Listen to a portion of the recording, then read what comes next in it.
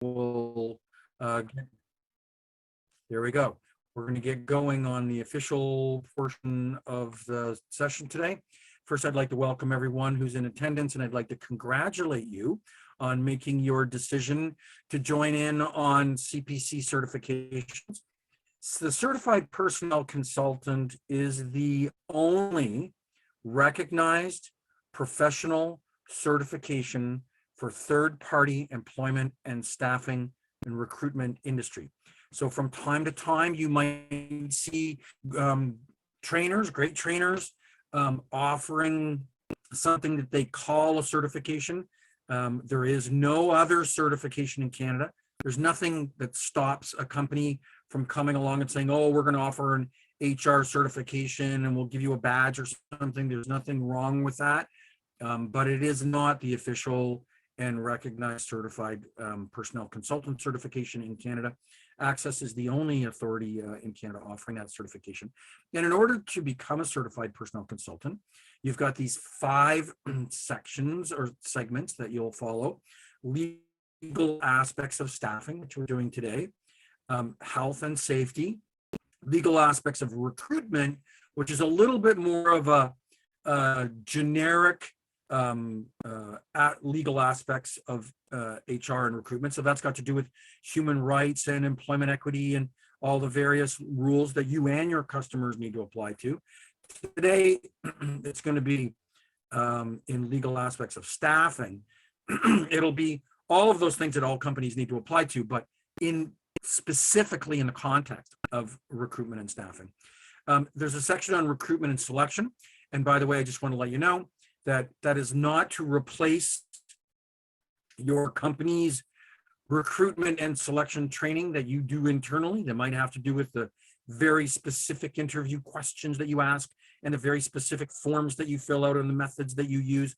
This is pretty high level to talk about the different philosophies, approaches, so that when you do it inside your company, it really has a lot of meaning to you.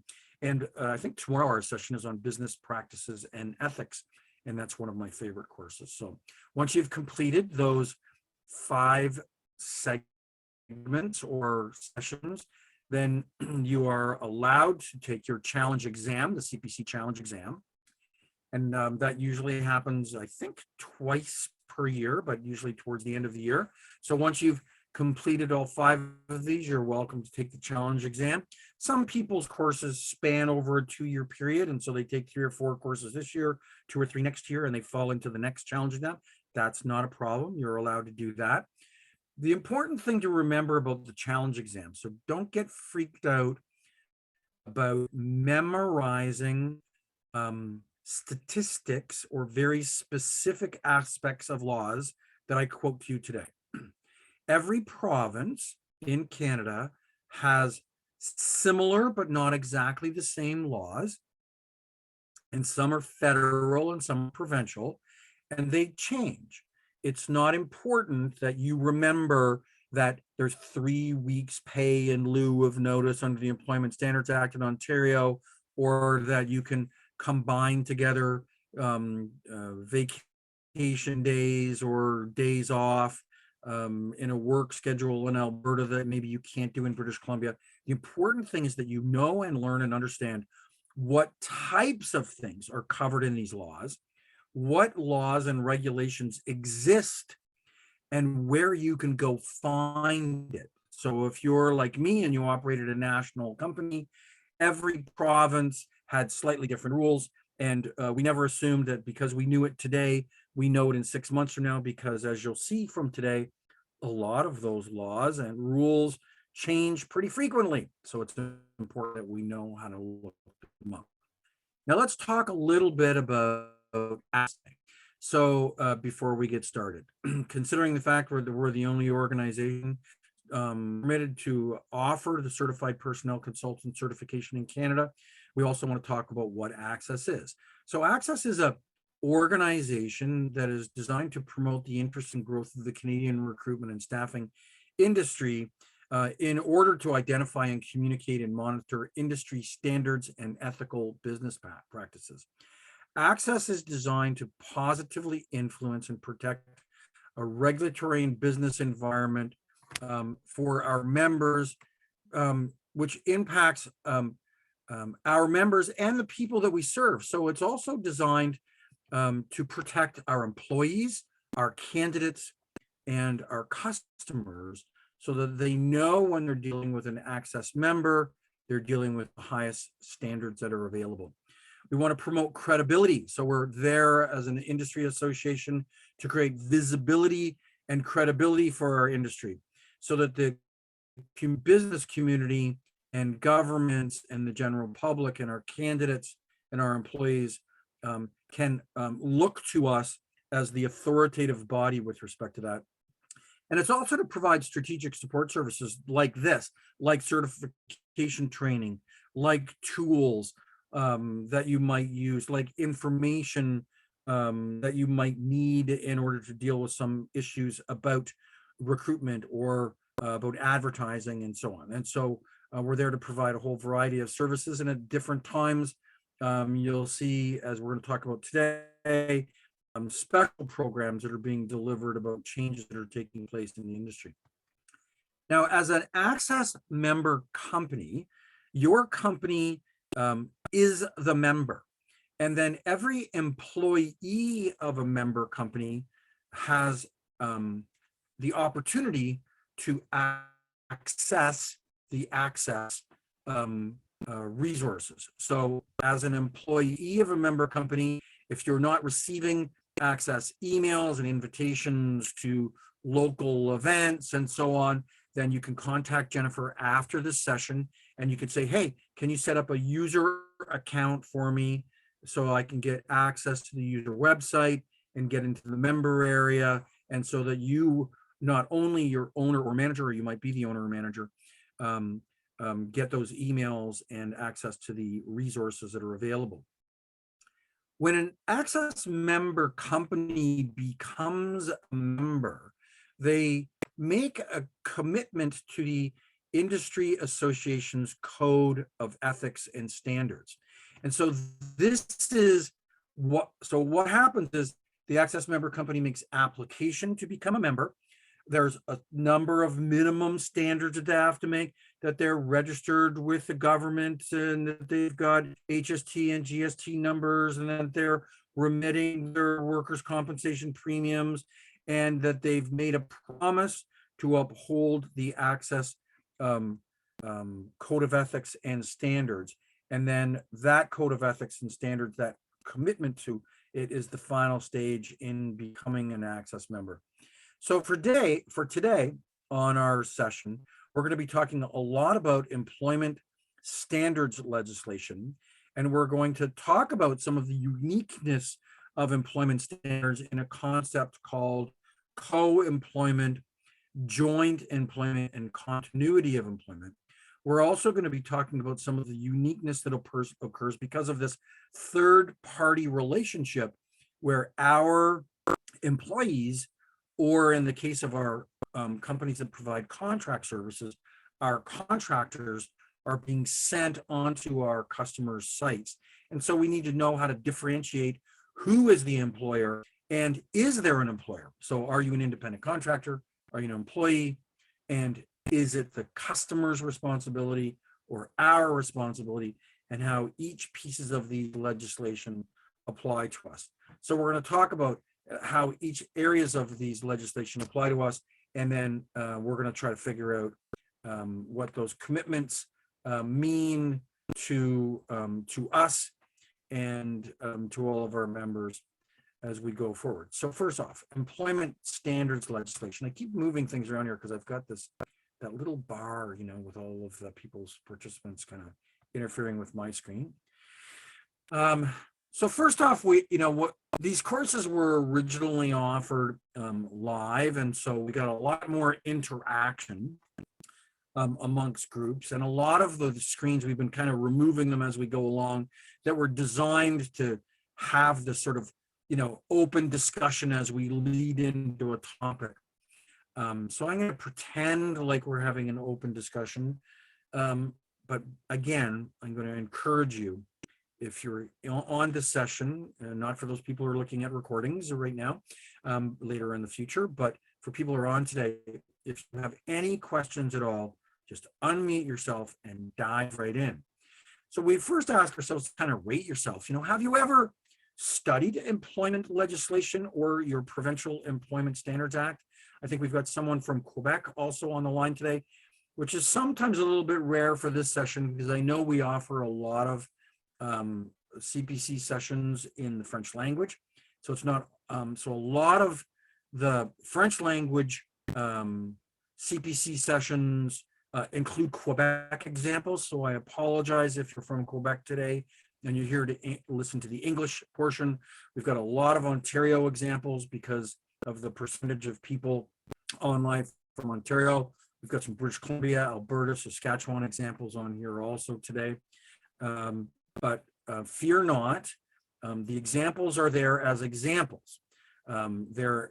Whatever happens in every province is very, I'm going to take a screen back, are very often very different from province to province. So you're going to have to look up stuff on your own anyways. So the question is, do you have available resources in your office? Do you look at do you have the posters, the brochures, the pamphlets that are available for free through the government, through the Ministry of Labor or Employment Standards branches in your province? Do you feel comfortable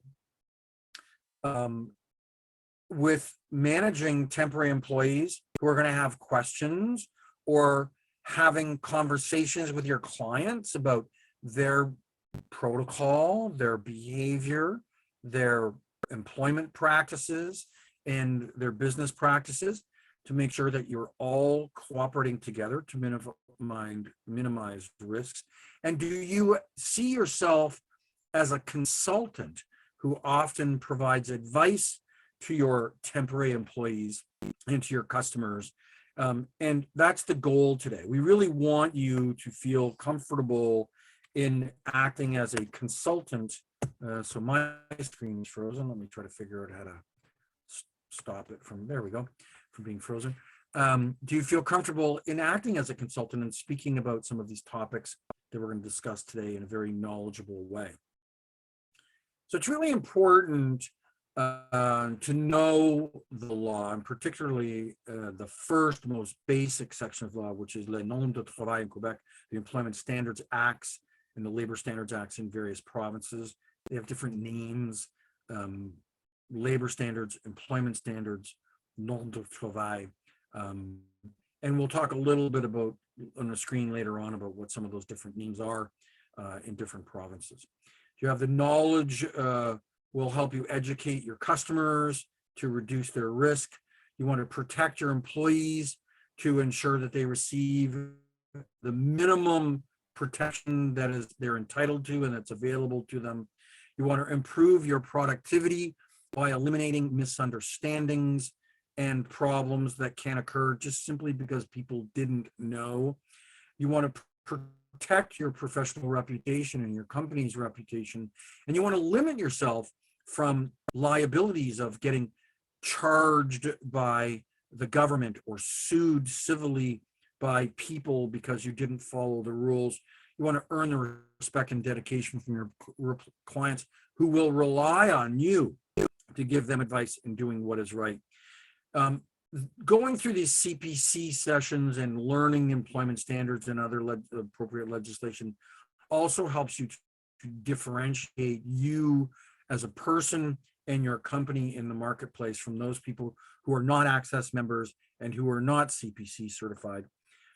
Doing things right and doing things well will also help you to retain your workforce over the long term. And recruitment is what we do. It's what's so important. It's why our customers come to us. We're good recruiters, but boy, if you can't retain your employees and your candidates to stick with you through the process, then it's all for naught.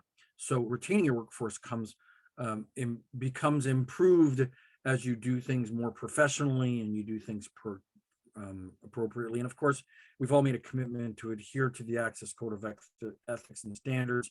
And so when you make a commitment to follow the laws, I guess it's pretty important that you understand the law. So first off, we're going to talk a little bit about the four types of laws that will affect you. So I'm going to start off with constitutional law. So constitutional law, when people talk about the Canadian Constitution, this is where, and the Charter of Rights and Freedoms, which is part of the Canadian Constitution, these are the laws that define how other laws can be made. So constitutional law and the Charter of Rights and Freedoms doesn't specifically say, a law with a statute code number and lay things out for you. What it does is it gives the parameters for which the federal government, provincial government, municipalities, and judges will look at laws to determine if they're right, if they're allowed, if they fall within the context of what is allowed for them to do, and if they're doing it appropriately. It will define who has the authority to make that kind of law, whether it's federal, provincial, or commercial, civil, and contract. It'll define who has the authority over that and what bodies have the authority to create those laws, to implement those laws, to monitor those laws. And so if somebody says that's unconstitutional, what they really mean is somebody tried to create a law or a rule that the big law, constitutional law, doesn't permit. So again, statute law and common law gets very specific, and constitutional law is very broad in terms of who and what is allowed. Now, statute law is the types of laws that we're more familiar with.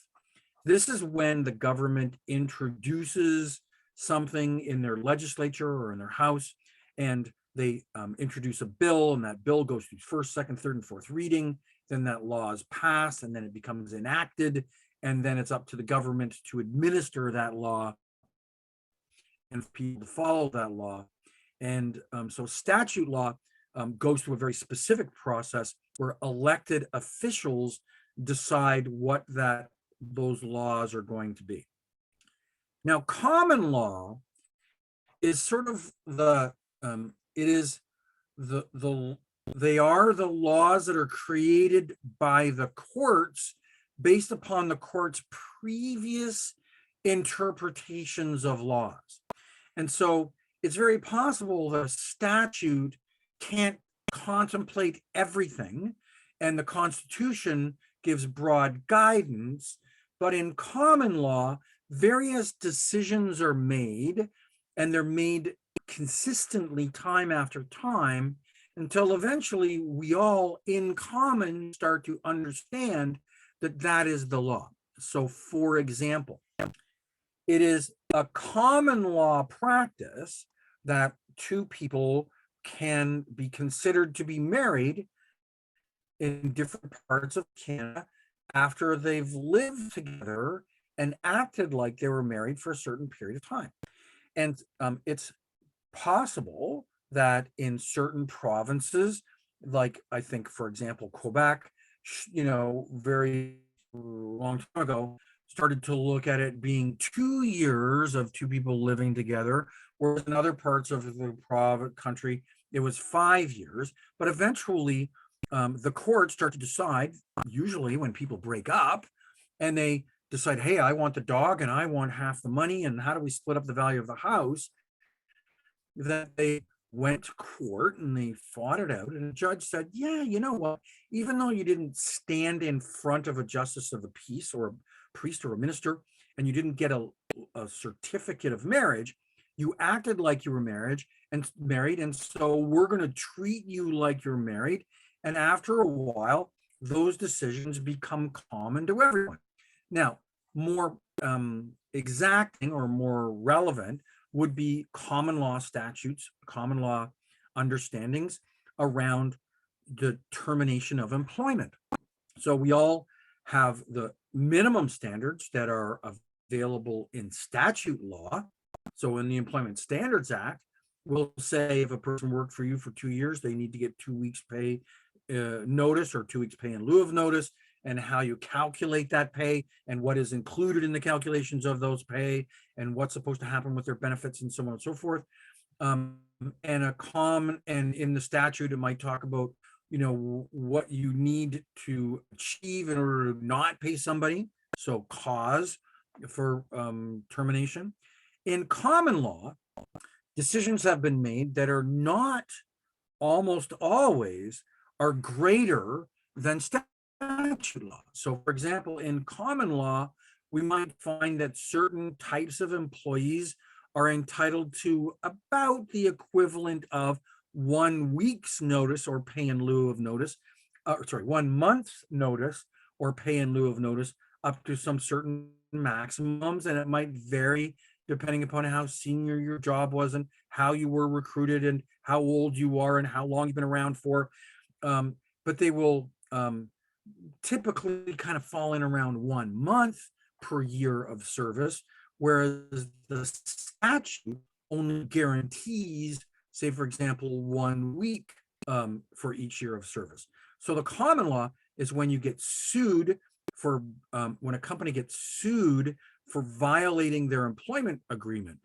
Now, that now takes us to the final type of law. We look at contracts, agreements between your staffing company and your customer, or between your company and your employee. So a service agreement between your company and your customer, or an employment agreement, an employment contract between your company and your employees. We look at these agreements, the terms of these agreements, to be the laws that the two parties need to abide by. So we now have contract law. And these contracts, of course, you can't contract yourself out. You can't write terms in an employment contract or a customer contract that violates statute law. So the statute law is the statute. So you can't write a contract that contravenes a statute. But you can have all kinds of terms in a contract that provide all kinds of variety that might not be consistent with common law. So it might talk about how many weeks notice, or what kind of pay a person gets, or what would constitute the reasons why a person's employment could be terminated. And those are written into the contract. And so we start off with contracts between our staffing company and our customer, or our staffing company, our recruitment company, and our employees. And then we use those as a standard to determine if we want to do something. If somebody violates one of those terms, then you could go to court and you can sue someone civilly to determine whether or not they were in compliance or in violation of the contract. In the absence of those contracts, there may be some things that happened that weren't specifically written down, or you might have written something down that is just not very enforceable. And so we go to court and we argue common law. And of course, all of those laws must meet minimum statute, which is the legislated laws that are written. So everything in the Highway Traffic Act, and who's allowed to drink and who's allowed to drive, and how fast you can drive, and how long whether killing somebody is a crime or not a crime. Those are all written into statutes. And then we've got, again, our constitutional law, which is the guidance that says who's allowed to make those laws, what those laws are allowed to cover, and what the process would be in the event that some of those laws are not held. So in Canada, under our Constitution, we divide up things provincially, different aspects of law, provincially and federally. And so the Canadian Constitution tells us whether something is provincial or it's federal. So of course, the federal government regulates itself, and each provincial government regulates itself. So what I mean by that is, if there are employment standards that exist for federal government employees, the federal government sets its standards for federal government employees. And if the provincial government employs its employees, the provincial government sets its standards. But what about industries? So we know that the federal government sets its standards for its federal employees, the provincial government sets its standards for its provincial employees, but there are certain industries that really, by the virtue of their nature, cross over multiple borders, and we can't have different rules, say, for example, banks that are operating nationally, and you want to know if you get transferred from one province to another, or if your money is going to be protected. So banks are federally regulated, and that's defined in the Canadian Constitution. Marine and shipping ports and services that have got access to the oceans are federally regulated. So a lot of the things in the Great Lake are federally regulated because those shipping containers have got the opportunity to head on out to the ocean and work their way around, and they cover various provinces. And of course, there's ports that are on the US side and so on. So those are federally regulated. Our airlines and all air transportations and our airports are all regulated by the federal government. Railways that are intended to be interprovincial are federally regulated. So, I rode a train last fall that goes between two little towns in Ontario, and it was a Harry Potter train, and that's not federally regulated because it has no intent or access to cross a border. But any provincial regulated interprovincial railway, transportation, canal, pipelines which travel from province to province, tunnels and bridges that travel from province to province are all covered by the federal government. Our telecommunications under the CRTC are covered by federal regulations. Grain elevators, feed and seed mills, because those seeds can be grown in one province and shipped to other provinces and can affect, how we deal with them, with those seeds can also affect interprovincially. So again, those are federally regulated. Uranium mining processing, I think the logic there is just for safety. Protection of our fisheries as a natural resource are the highest level standards, and our oceans and fisheries are set by the federal government. Each individual province then can have their individual licensing for inland lakes.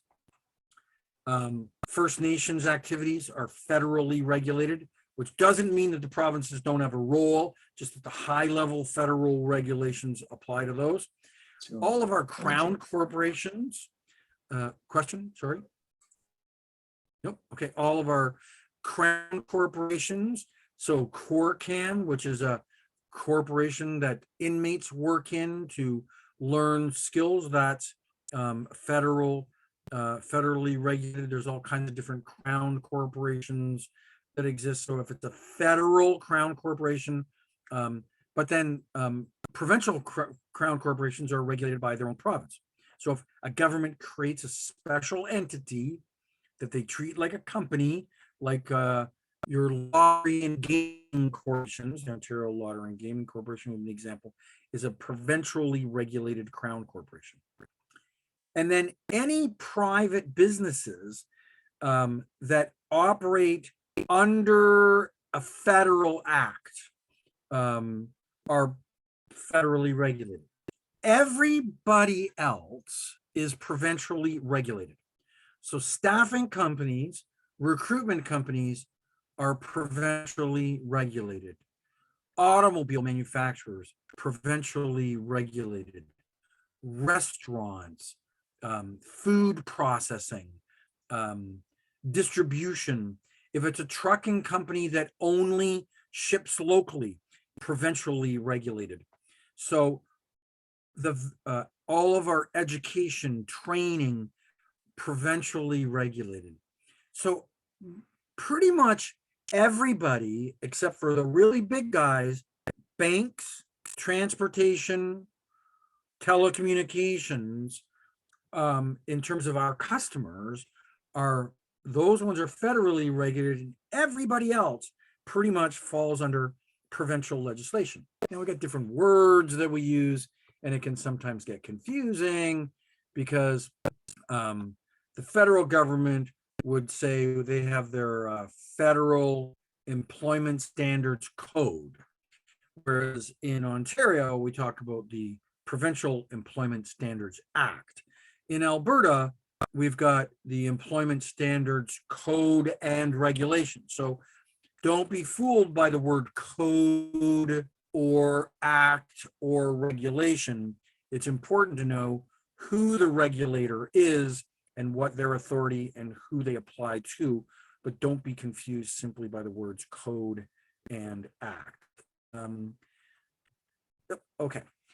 So jurisdictional issues for a staffing company can become a bit of a challenge. So first off, you got, don't be confused by who your customer is. Because if you're supplying temps, for example, or contractors, or recruitment services, headhunting services, search services for the federal government, that doesn't make you as a staffing company federally regulated.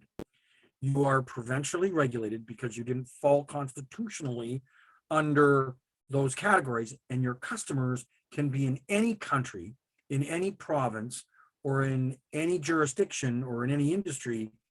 That doesn't change who your regulatory body is. So you need to know which applicable laws come to you. You also need to understand sort of the subtleties. We need to understand some of the subtleties of what happens when, say, for example, we're providing a temp or a contractor to a federally regulated employee. So let's just say it's the federal government.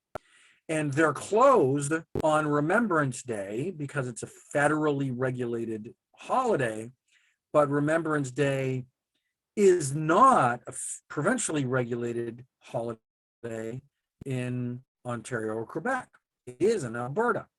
So we might have the same or similar rules in our province as our federally regulated customer, or we may have different rules in our province than the federal government. And it's important to kind of know, how do we deal with that? And I'm just going to give you an example. If you're in a province where the federal government has got a minimum wage for federally regulated employees, and you're a temp company supplying temps to the federal government, and you're paying people minimum wage, you would pay people minimum wage that applies to your provincial legislation, not the minimum wage of the federal government, because you are provincially regulated. And with that example of if you're providing temps to a federally regulated bank in Ontario, and the bank is closed on Remembrance Day, and it's not a statutory holiday provincially, you are not obliged to pay people time and a half for working on that day, or paying people a full day's wages for staying at home, because it is not a provincially regulated holiday. There are 9 provincially regulated holidays in Ontario that don't all match up with the federally regulated holidays. Now, what happens if you're in Ontario and providing services in Hull, Quebec, to a customer in Quebec, and they've got Saint Jean Baptiste Day and they're closed, but you're not closed in Ontario? Again, you got to know you're a provincially regulated company in Ontario, and you're not obliged to pay people a day off with pay because the customer assignment location was in Quebec. So your employee, for example, lives in Quebec and goes to a customer in Quebec, but your temporary company is in Ottawa. You're a provincially regulated company in Ontario. And the fact that your employee lives in Quebec, or the fact that your employee's assignment is in Quebec, doesn't change the fact that you apply to Ontario employment standards laws, not Quebec. This can be very confusing, especially for the employee whose husband or wife or children are off that day, but they theoretically don't get the day off, or at least don't get the day off with pay.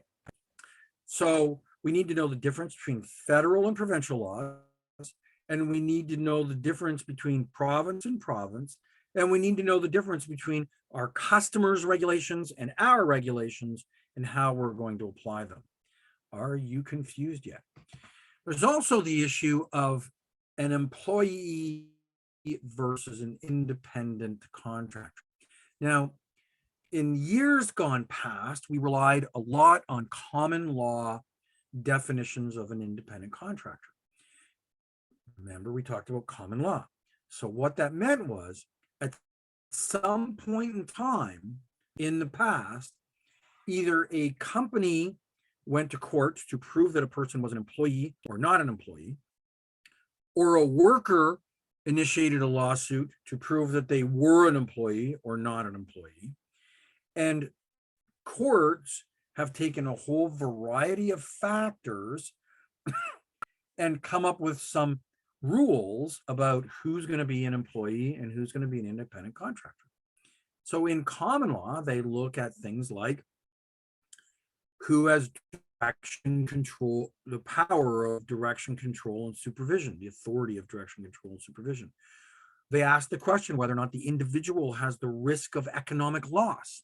So an independent contractor running a company might lose money by going to work that day. And of course, an employee would not lose money by going to work that day. They're going to get paid their wages, and they don't have to risk whether or not it was a profitable venture or not. They would take a look at the supply of tools and equipment. They would take a look at the responsibilities for training and certification, a whole variety of steps in trying to determine in common law if a person is really an employee or really an independent contractor. Over the years, the common law courts have set out these standards, and even though they've done that, it's still remained confusing for a lot of people.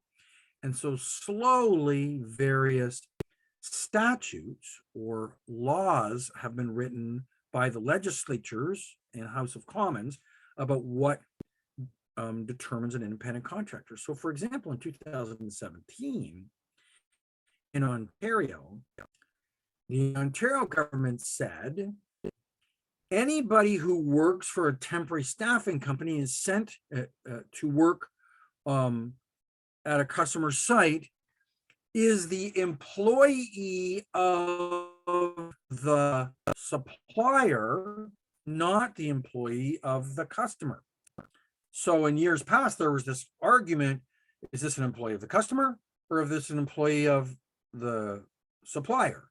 And because they were fully integrated into the workforce and had a desk and an extension number and a title, very often employees would say, I'm an employee of Microsoft, and so I should be entitled to Microsoft benefits and all the things that wages.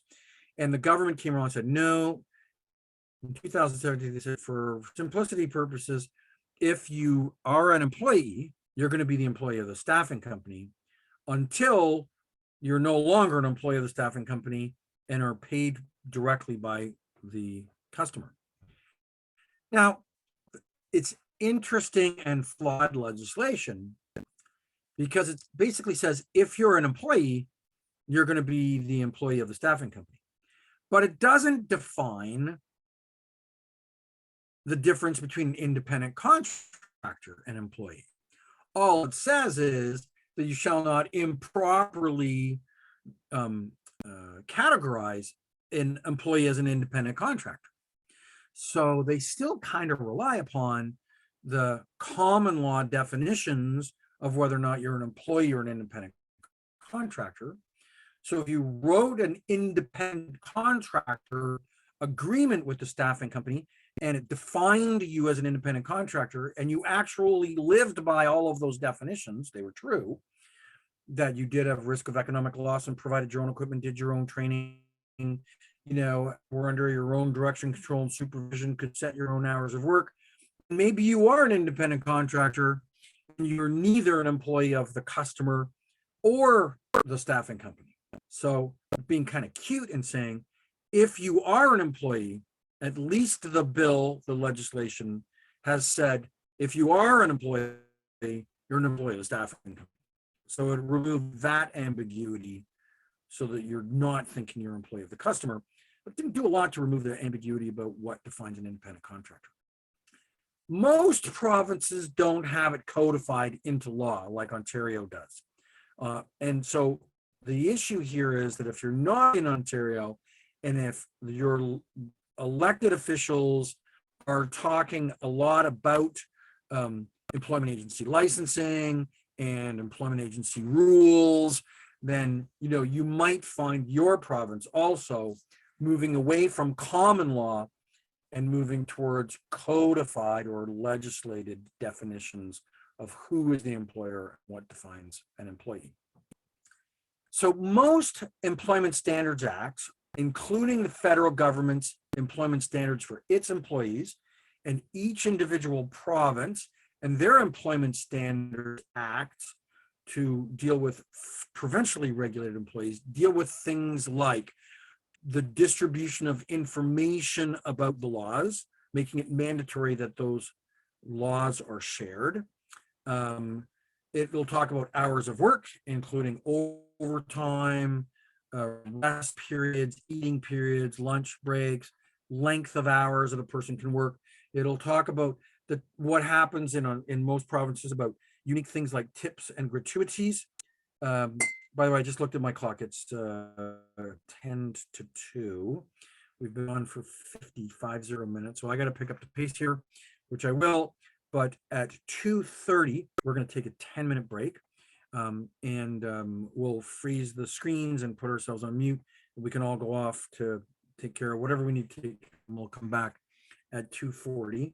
So if I'm babbling away and go over 2:30, please jump in there and say, hey, it's time to take a break. But 2:30 is our time for a break. It'll talk about tips and gratuities, minimum wage. Each province has their own minimum wage and the federal government has its. It talks about a whole bunch of different types of leaves, and each province has different types of leaves, and leaves like family emergency leaves and personal emergency leaves and family caregiver leaves and medical leaves.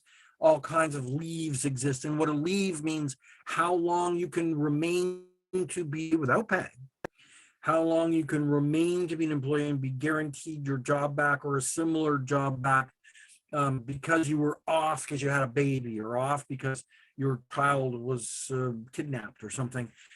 Each province has different laws saying employers must give you a break and allow you to keep your job if you took leave to look after your parents or you had a medical issue. Now, which doesn't change the fact that you might have employment contracts, and your employment contracts might define something greater than that. It's just that your employment contracts cannot define something less than that. Each province and the federal government talk about public holidays, statutory holidays, we talked about that, minimum vacation standards, hours of work, severance of employment. Lots of them talk about equal pay for equal work. And in Ontario and in Quebec, we've got special laws and parts of the Employment Standards Act that deal with employment agencies. And of course, each of these Employment Standards Acts talks about how the rules are upheld and what authority the government has to chase you around. So this particular screen talks about minimum wage to give you an idea of minimum wage in different provinces. So British Columbia, for example, is $15.65, Ontario $15.50, Quebec $14.25. You can see that different provinces have different wages. Nunavut is $16, the highest in the country. Some of these changed just this month. So these changes that I've shown you here are as of October 1st. I'm going to click on something. It's going to take us out of my PowerPoint presentation. I don't know whether or not, because of the way I selected share screen, it's going to let you see this. So if you cannot see this screen, it says Retail Council of Canada, that I'm scrolling on now with minimum wages, then somebody unmute yourself and tell me, and I'll go and change my settings. But if you can see it, and I don't hear from you in the next 20 seconds. No, we don't see. You don't see it. Okay. No. I thought that might be. Okay, so let me. Let me figure out how to do that.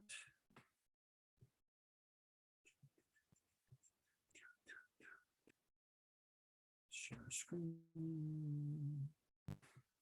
Share.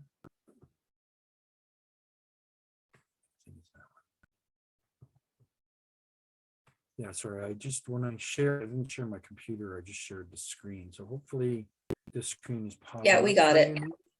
All right. Maybe that wasn't worth all the effort, but just so I want to show you some of these dates. So for example, in Alberta, it was the last time that the minimum wage change was 2018, but British Columbia was June this year. Manitoba was last week, October 1st, and it's set to increase again in April of 2023. We can see that Ontario, let's scroll down to Ontario, October the 1st of this year, 1550. So the point is, there is no set standard as to when different provinces or the federal government change when they're going to change their Employment Standards Act. It's often a very political, hopefully you're back, you can see that screen again. Very often it's a political decision. So governments run, by the way, if you can't see the minimum wage screen back in the presentation, again, somebody unmute yourself and tell me. Very often it's a political decision, and governments will run in a political race on a platform that says we're going to improve change minimum wages. Minimum wages are controversial. Some businesses, retail businesses, restaurants, say, boy, this is going to put us out of business if I have to pay people a whole bunch more money.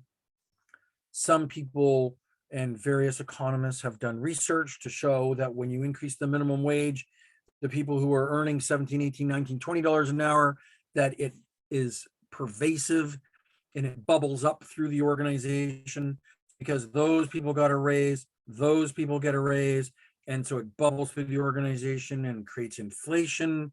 And so we're hearing a lot about inflation right now being the highest that it's been for most of your working lives. The rate has been, I was around when inflation ran at 17 and 18%, and or at least mortgage and rates were around at 17 and 18 and 19%.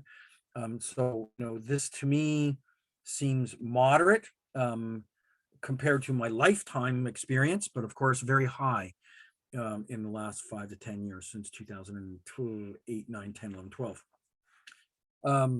So it's important that you just stay on top of your minimum wage in your province, and that your company and your customers are applying within the law as they change, and that it doesn't pass you by accident. It's decided in your provincial legislature. It's passed by a law. Very often governments who pass a law, an example might be Kathleen Wynne in the Liberal government in Ontario 5 years ago, before they lost their 17, 12, 13-year reign, whatever it was. In the weeks leading up to the election, the notification of the election, they pass a law to increase minimum wages and many, many other changes, Employment Standards Act, thinking it would get them the preference of voters coming up in the election. And then when the Ford government, the Conservative government, was elected, they passed laws to unwind those changes. Some of them never even had an opportunity to take effect because they had to give notice. So they hadn't even got to the beginning of the new laws. And some of those laws, which the new government agreed with, kept them in place. So we see some governments try to create a legacy with respect to the laws by setting changes that are set to, say, for example, follow inflation from year to year. Others say it's going to happen every year in November. Others say it's going to be $1 a year for the next 5 years. But of course, if they're no longer in government 4 years from now, the next government can change that. So that's the way the process works. We talked about some of the implications of higher, lower minimum wage. Lower minimum wage can create poverty and exploiting workers without a fair or decent wage, whereas higher minimum wages can affect inflation, cost of living, and can become pervasive and work their way through all workers. Minimum wage can change in various provinces from industry to industry. Of course, federally regulated companies, banks, for example, have their minimum wage, and most of our customers provincially have theirs, but there can be minimum wages for students under a certain age. There can be minimum wages for industries like restaurants and sports and recreation, or in hospitality industries. So don't necessarily assume that the minimum wage in your province is the same minimum wage for everyone. Employment standards also deal with things like payroll periods. So they lay out saying you must have a defined payroll schedule, and it can't be longer than 30 days, and it must be in writing, and it can't be changed without notice. They have got rules around direct deposit. So, for example, you can't set up a direct deposit in the employee's spouse's name or in the name of their company. It must go in the name of the person who's actually working for you. And this is to protect workers so that they can't be exploited in their family or by someone who controls them, or to avoid being an employee going into a company name, avoid paying taxes. Wages must come with wage statements. So in the old days, when we all received a paycheck with a stub, a lot of the legislation talks about the stub. Well, of course, it's a virtual stub if you're paid through direct online payments. And so we have to give access to people by either emailing it to them or giving them access to log into an employee account to get their wage statements, to know what they got paid in each period and how that wage was broken down. How much of it is regular pay? How much of it is overtime pay? How much of it is vacation pay? What are the deductions on that check? And are they legitimate and legal? And where did the money go in terms of employee contributions to Canada Pension Plan and unemployment insurance? So we must give wage statements. If there are any court orders for garnishment of wage, then we have to give notice to the employees about those court orders. And we're only allowed to deduct things that are legal, that are within our employment agreements, and or come from a court order. Except for, of course, the statutory deductions like tax, Canada Pension Plan, unemployment insurance. The vacation pay must always be notified. I'm pretty sure every province states this, that it has to be a separate delineation on the wage statement or stub. So if we paid someone $104, it needs to say $100 in regular pay, $4 in vacation pay, and what their year-to-date amount is in each one of those categories. And good employers will tell people, if they're accruing vacation, how much of their vacation pay has been accrued. In other words, in the bank that is owed to them for the future when they do take vacation. Most staffing companies have got agreements with their employees that they'll pay it out on each individual paycheck. And so you need to have an agreement that says it'll be paid out in each individual paycheck. And of course, the stub needs to delineate how that works. Story time, just so that you know. I bought a company many, many years ago in Quebec, and we took over all the obligations and all the snakes in the closet or snakes in the woodpile that occurred. So in other words, had they done something wrong before we bought them, we had some liabilities towards that when we bought the company. And the previous company had a really rotten payroll software, and employees, when they received their wages, temporary employees, when they received their wages each week, it had a gross and net. So it would say you got paid, $1,000 or $1,040, and it said your gross wages were $1,040. That $1,040 was really $1,000 in gross pay and $40 in vacation pay. But because it wasn't delineated, everybody knew that it was $1,000 because of they worked X number of hours at X number of dollars an hour, added up to $1,000, but they got 1,040, but it wasn't delineated. And so the employees went to the Nom de Travail, went to the employment standards people in Quebec and said, we're owed our vacation pay for the past 5 years. And the government came along and said, yep, you owe them vacation pay for the last 5 years. And we said, yeah, but here's proof. Here's their timesheets. Here's the calculation. Here's the emails. Here's the confirmation of wages. Here's the confirmation of hours. Clearly, they received regular pay and vacation pay. And they said, doesn't matter. You didn't delineate it specifically on the pay stub. So as far as we're concerned, that was all gross pay. You now owe them another 4%. Of course, we didn't like that decision. It wasn't the end of the world. In good faith, we just paid it and moved on. But that could be for some companies enough to put them out of business. There are other things in various provinces that talk about cash shortages. So for example, if you have a cash shortage in Ontario and there's more than one person that has access to that cash, you're not allowed to deduct it from a person's pay. But if you are in Ontario and you have got an employment agreement that said, hey, we're going to give you a locked cash box, all of your receipt, it's going to have a balance in it of $100. All of your receipts and go in that box. And at the end of the day, we do a balancing. And if you're the only person that had the key to that box or the code to that box, and you're out of balance, then you owe us the money because obviously it's your mistake and you might have stolen the money. Those are terrible agreements. Employers should never have them. But in some cases, I guess they have to have them. If you send a person into a gas station and they're the only person there all night long and they don't get robbed and they're out of pocket $100 every night, I guess you want to have some recourse.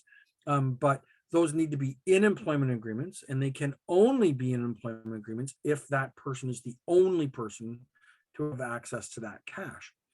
In Ontario, it is written into the code, and another province in common law, and I think Quebec in the code, that you cannot charge fees to a worker for anything like helping them find a job, doing their resume, keeping them on hold. You can't charge fees for anything other than the work that they provide. Now, there's companies that set up separate companies that are resume or job search companies. I really don't recommend that you do that. That's very old school. It's in bad taste. If you can help your candidates find jobs and find jobs with your customers, you're going to make your money from the customer. Basically, most provinces make it illegal for you to try to earn money from payments from your employees, your contractors, and your applicants. You make your money from your customers, not from your employees. The Employment Standards Act are going to set out work limits. So they're going to talk about how many hours a day a person can work or how many hours in a week they can work. It's going to talk about how many hours they're allowed to have in between assignments or in between shifts, and so they'll have confusing things like an employee must receive 11 consecutive hours off in each 24-hour period, but they must have 8 hours off in between shifts. So that seems contradictory, but I guess there's certain ways at the end of a week you could be changing from a day shift to an afternoon shift for the next 2 weeks. And it's very possible that you didn't get your 8 hours off between shifts, but you've got your 8 hours off during a 24-hour period, in the middle of the night last night, and 4 hours off in the middle of the night next hours when the shift change took place. So you met both of those criteria. It talks about how many hours you must have off per week for vacation and how many hours off for example, in each 2-week period. Overtime begins in Ontario at 44 hours per week, for example. In other provinces, it's different. And we'll talk a little bit about some of those examples later on.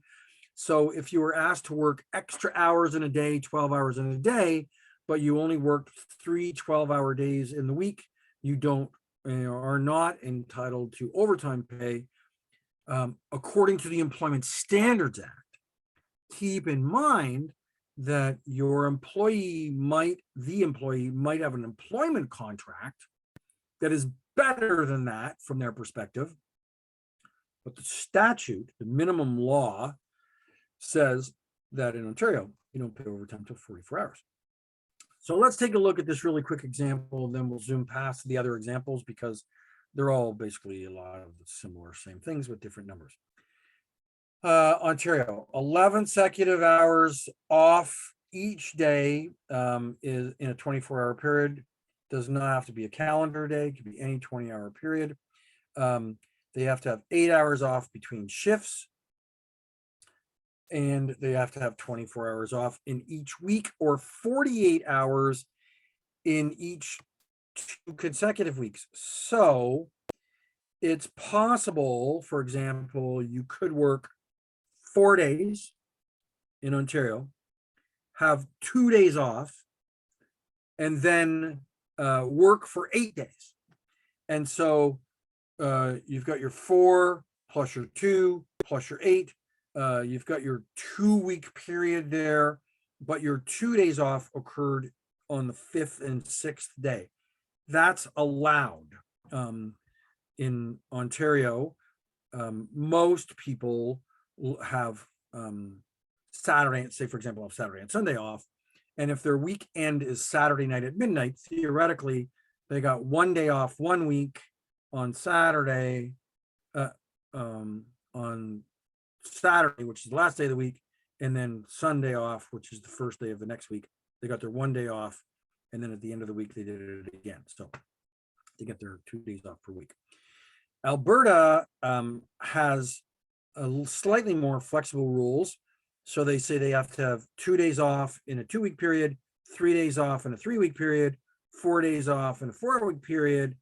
And so what a lot of these rules were designed specifically because of, I don't know, remote work, remote camp work. So a person might fly in and work for 4 weeks and then get 4 days off and then go back in again and work for 4 more weeks again. Now, of course, most good employers like to give 2 weeks off, 2 days off a week. So it's possible you could go in for 4 weeks, fly in, work for 4 weeks, have 8 days off because your employment agreement says that you get 8 days off for every 4 weeks or 2 days off a week. But the Employment Standards Act only requires a minimum of 1 day off per week. So the minimum standard by law in Alberta is, say, for example, 4 consecutive days of rest in each 4-week period. In provinces like Ontario and Manitoba, if you want to start to combine together 2 and 3 and 4 weeks, you need to go to the Ministry of Labor. Unless you have a union, you need to go to the Ministry of Labor and ask for permission and explain why that's the case. And very often, if it's a reasonable request, they give you permission.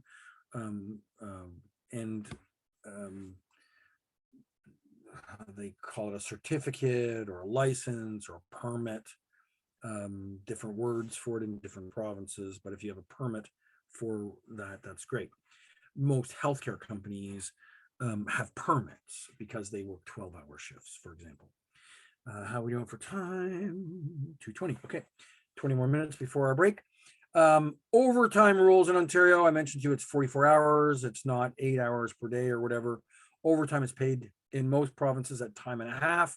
Once you get to overtime, Ontario changed its rules so that if you at least 50% of the hours of a temporary employer on a job category that is covered under overtime, then there used to be that if you work in a management job, you weren't entitled to overtime.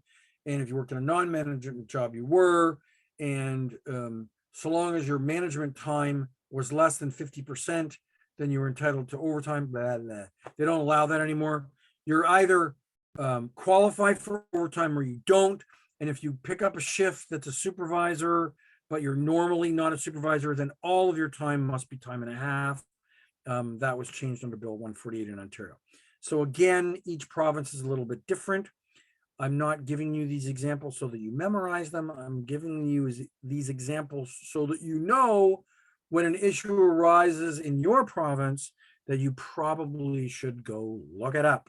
So blending together different types of jobs can have different rules in different provinces. Let's take a look at what happens in British Columbia in this particular example. So in British Columbia, you are entitled to overtime for hours over 8 hours a day.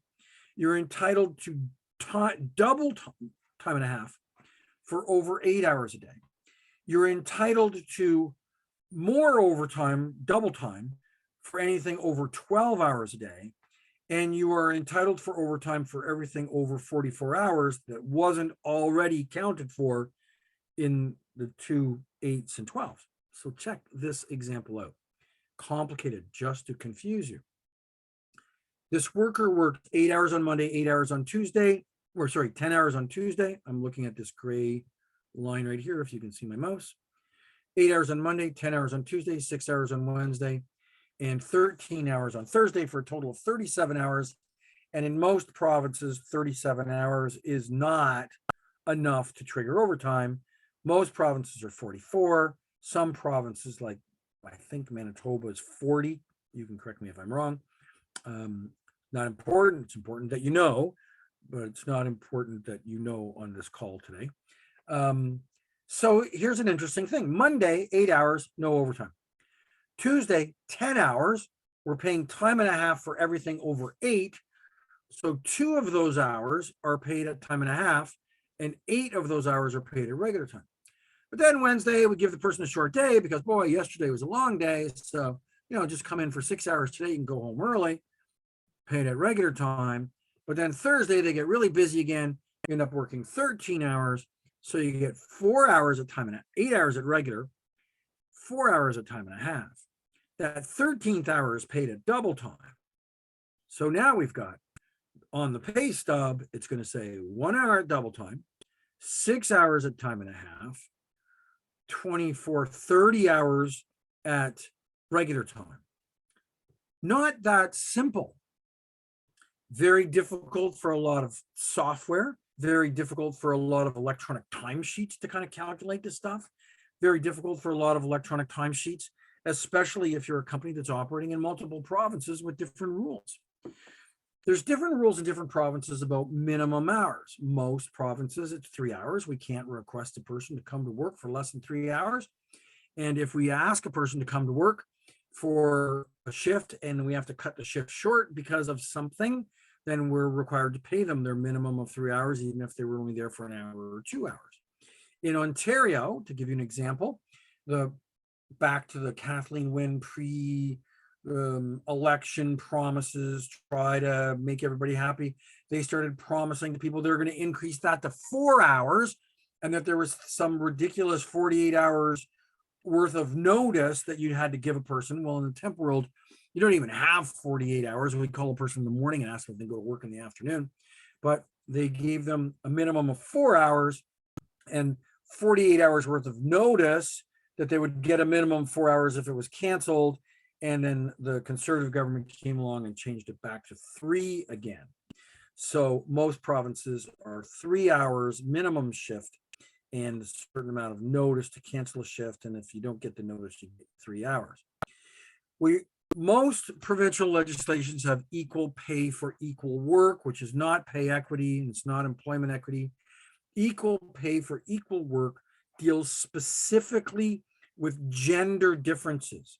So they want to take a look at and ask themselves, is this job predominantly performed by a man or a woman? And is the pay for the man or woman different? So they go through this process of saying, first off, are 2 people, first test, one up here, is there a difference in the rate of pay? If there's 2 people doing the exact same job and they get paid different wages, you can now ask the question, is there an issue with the equal pay for equal work? Part of this questionnaire was repealed. So let's go down to the third part here. are the employees required to perform substantially the same work?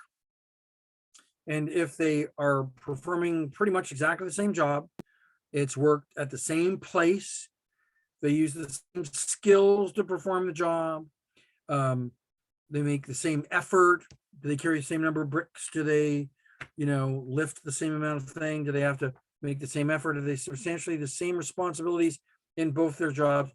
If the answer to any of these questions is no, then there's no violation to the act.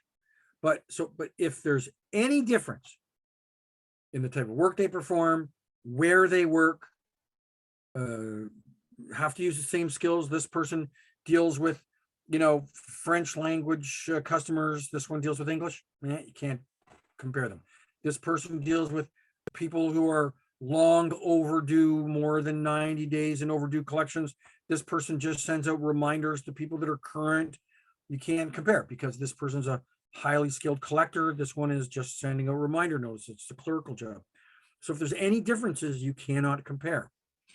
And we have to take a look at the differences in pay for substantially the same jobs due to seniority. Is there a difference in seniority? Is there a difference to merit? In other words, did one person reach some sort of gold level standard consistently and the other person hasn't ever reached the gold level standard? Have they been around for different periods of time? If there's any other factors other than sex in the employment, then we go ahead. So basically, they go ahead and say, well, if these jobs are literally exactly the same, then we have to have the same payrolls. If the jobs have any differences that are definable and discernible, then employers can have different pay rates. Now, in 2017, the Ontario government tried to make equal pay for equal work in Ontario, which also said that a temp going out to perform the job of a customer's employees while they're away had to be paid the same as the customer's employee. Well, that was because the Ontario government was trying to win an election, and they were trying to make people think that temps are exploited, that when they get sent to go sit in a customer's chair, that they are exactly the same as the customer, therefore they should get paid exactly the same. When we all know that the person who sat in the customer's office has got experience and knowledge and training and has probably reached certain levels of merit, and they've got tenure and time in the job, and they have got access to resources and information that they're not going to give to a temp, and that they're not the same jobs and they're not the same people. And so it makes sense that the temp company says, yeah, we pay our call center reps, $18 an hour, and the customer pays theirs $20. I don't care what the customer pays theirs. What's the regular pay rate that we need to, properly pay and recruit and supply temps at a certain pay rate? So the conservative government, so I guess, my biased view is that the Liberal government prior to the election was trying to basically vilify, make villains out of temporary help companies. And they were falling into this sort of narrative that temporary help companies are bad and they needed to be regulated, and that temporary help companies are used to break unions and to underpay people and to exploit workers. So they wanted to create this narrative so that they could get elected by a whole bunch of people who felt that way. And then the conservative government came along and repealed those because I think on balance, we see that the reality is that people who come to work for 1 day or 1 week or 1 month are not the same as the person who sat in the chair for 2-3 months, 2 years, or 10 years, and that there can easily be an argument made why they're different, and that we shouldn't be regulated to treat people exactly the same when they're not doing exactly the same job. The bottom line here, equal pay legislation is not to be confused with employment equity legislation. Employment equity legislation in various parts of the world, and particularly federally, have to deal with targeted or identified underprivileged groups, not women in particular, but people with disabilities, Native Canadians, people who are visible minorities and fit into specific definitions. The federal government has legislation around that. We're not going to cover that today. That's going to be covered in the other legal session, because that deals with all employers everywhere, nothing specific to staffing companies. Written agreements in most cases between temporary employees and staffing firms identify the exceptions can be completed. In other words, if there's an exception like hours averaging, that has to be done in a written agreement. If there's an exception like 4% vacation pay instead of accrued and saved and paid when you take vacation, that has to be written into agreement. So the Employment Standards Act usually tells you what things can be, what aspects of an employment agreement can be written into an agreement so that it's different but not less. So you can redefine certain benefits and practices so that they are different than the legislation states, so long as everybody agrees that the combination of those differences are the same or better than what the law holds out. Hours averaging agreements, I already talked a lot about that. That can be written into an agreement. And so they must be in writing. They must specify a number of weeks that these hours averaging agreements are going to cover. The agreements have to have a start date and an end date. So if you, this is a permanent sort of agreement, then, you know, every 5 years, you probably have to go back and say, okay, this hours averaging thing can last for the next 5 years. And if we're still doing remote work, we'll do it again. And if we're not doing remote work, we won't do it again. You know, that kind of thing. It has to have signatures on it and some normal stuff. Lunch breaks. So most employment standards laws talk about when a person is entitled to get their lunch break. Usually they talk about the number of consecutive hours that a person can work before taking a break. Then they must be allowed a break. Most breaks by law are for a minimum of 30 minutes, not for an hour, even though a lot of companies offer an hour lunch break. The legislation usually lays out 30 minutes. The legislation usually lays out 5 hours, that you can't ask a person to work for longer than 5 hours without getting a 30-minute eating break. But we often hear about coffee breaks, and particularly in a lot of locations, especially light industrial locations, the coffee truck comes in and rings the horn. Well, the coffee truck's not working according to some sort of legislative standard. They're getting there because they just left the last place and they finished selling coffee there and they're showing up at your place. There is not necessarily any time or rhyme or reason why coffee breaks are taken other than company standards and practices. Coffee breaks in most provinces, and all provinces that I'm aware of, are not written into the legislation. So if they say, hey, you get a 15-minute break in the morning, you get a 1 hour or 30-minute break at lunchtime, you get a 15-minute coffee break in the afternoon or break in the afternoon. The only part of that that is legislated in the Employment Standards Act is the lunch break, 30 minutes of the lunch break. Everything else is either gratuitous or part of an agreement. And if you think about an 8-hour period, you go from 8 to 4, 9, 10, 11, 12. There's 4 hours. If the break is from 12, that's great. But the break must be given at 1 o'clock or earlier, because you cannot go for 5 hours or longer without giving a person a break. Vacation entitlements change from province to province. In Ontario and in Manitoba, in Alberta, in Quebec, it is 2 weeks per year. Different provinces use very different language about when you're allowed to take those 2 weeks and how you count them.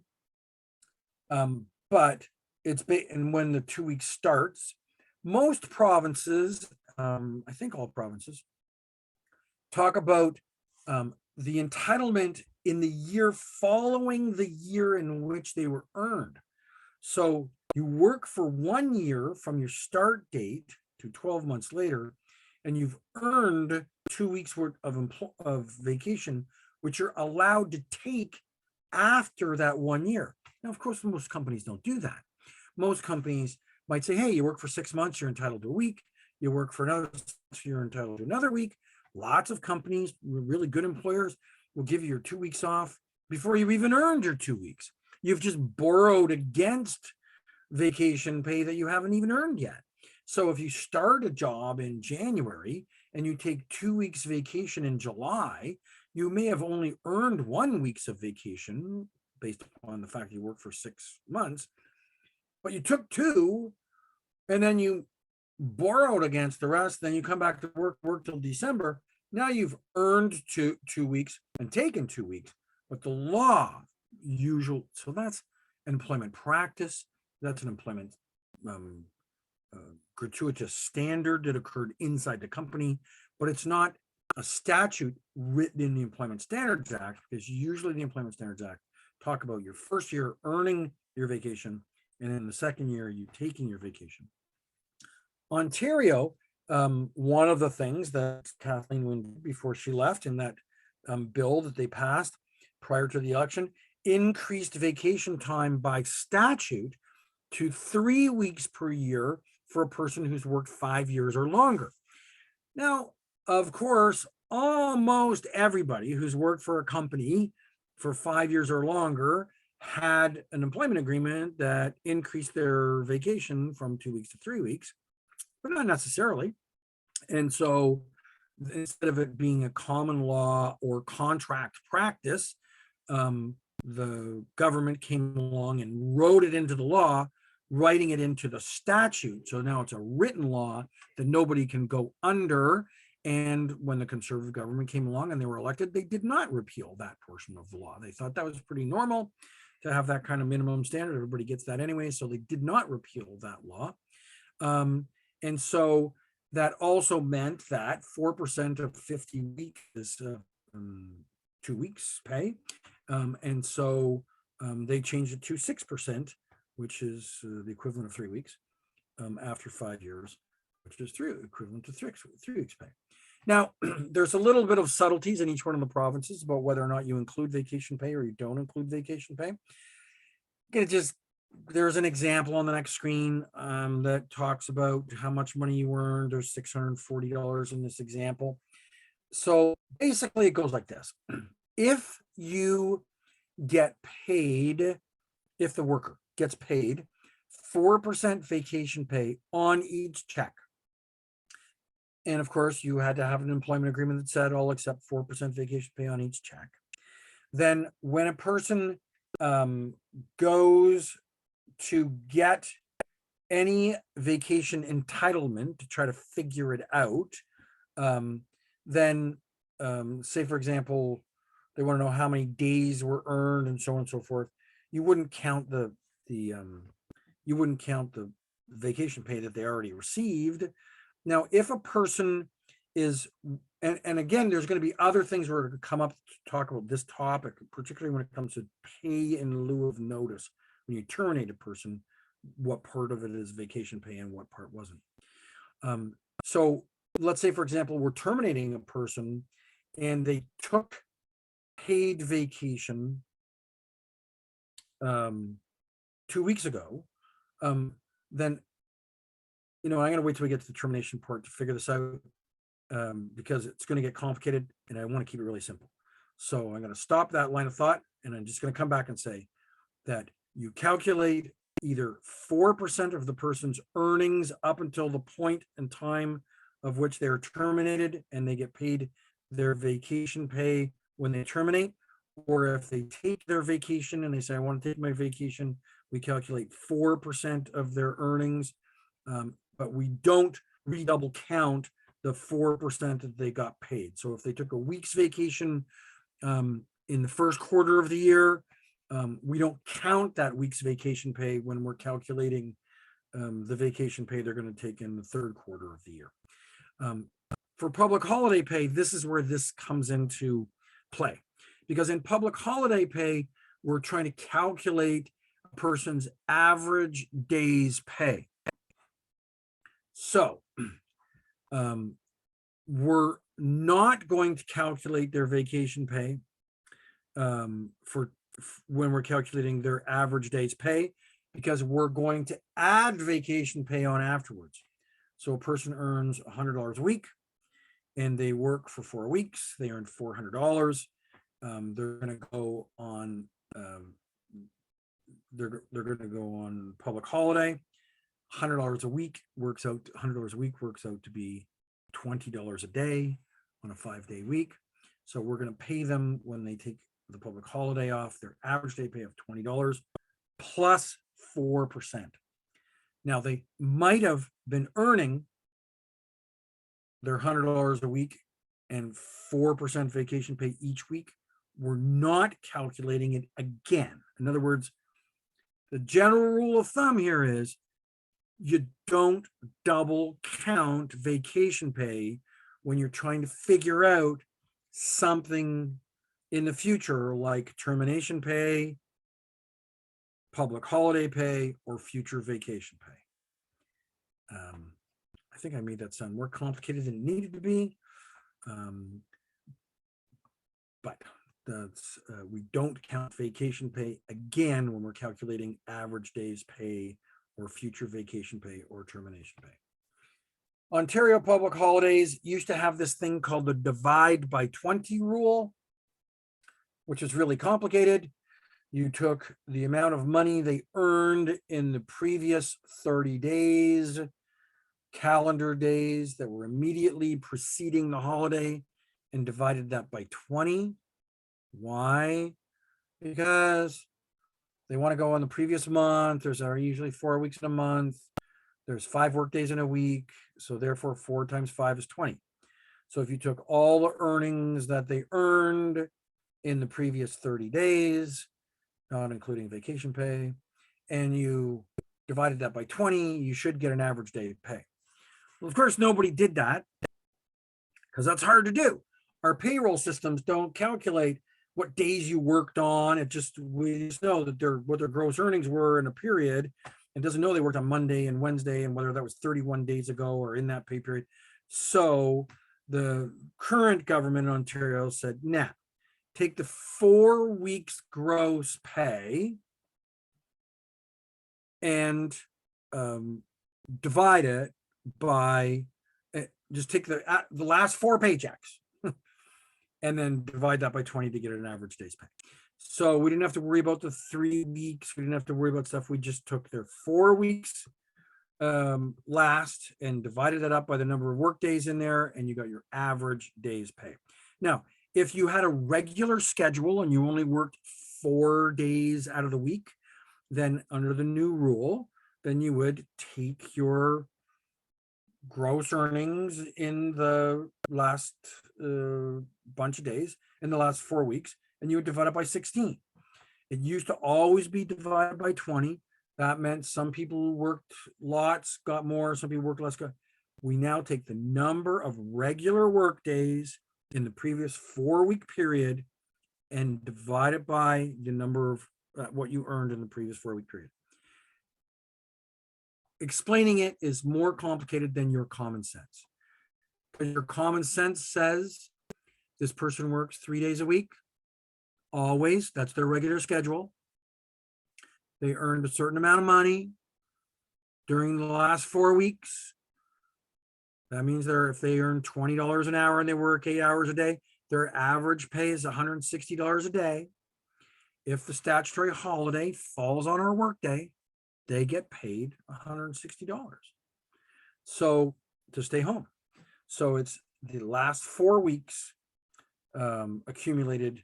And for most people working 5 days a week, it's divided by 20. Now with temps who could potentially work 5 days a week, some weeks they work 6, some weeks they work 4, then go ahead and divide by 20. Because in principle, that's what they earn on average. Some weeks they work 6 days, some weeks they work 5, some weeks they work 3, some weeks they work 7, and go ahead and divide it by 20 to get their average day's pay. But the important thing is we're taking the last 4 weeks, figuring out their average day pay, and a person on a public holiday, whether they're temp or not in Ontario, is entitled to 1 average day's pay for not working. So there's some examples: $800 in the 4-week period, $3,200, or sorry, in each week, $3,200 in the 4-week period. That works out to be $160 a day. So they earn their $160 for that day. And then if we pay them 4% vacation pay, we add the 4% on to the $160. We didn't count the vacation pay. It wasn't 800 plus 4%, 3,200 plus 4% to come out with $160 plus 4%. Took their gross earnings, calculated, added the 4% to it at the end. Termination of an assignment. How are we doing for time? Okay, it's time to take a break. It is 2:39. We're 10 minutes over. So it's 2:40. We're going to come back at 2:50. I'm going to put you on hold and we're going to talk about how to yet, but I wish that I could probably take back the last 10 minutes of our call, just simply because I think it sounded too complicated. But the important thing to remember is that on statutory or public holidays, 9 of them in most provinces, there is an average day pay that is paid to your temporary workers, all temporary, for not working on those days. Temporary workers are entitled, like all other employees, to their public holiday or vacation pay. And so on an interesting note, you've heard the expression double time and a half for people who work on a public holiday. And there is no such thing really as double time and a half. But if a person works on a public holiday, they are entitled to be paid time and a half the rate of their regular wages. So a person earning $20 an hour would earn $30 an hour for the time that they work on a public holiday. So let's just say that the person works a regular work day. They work the regular number of hours, and they normally make $100 a day. They're going to make $100 for staying home that day. They're going to make $150 for working on that day. So they make $250, which would be the equivalent to double time and a half.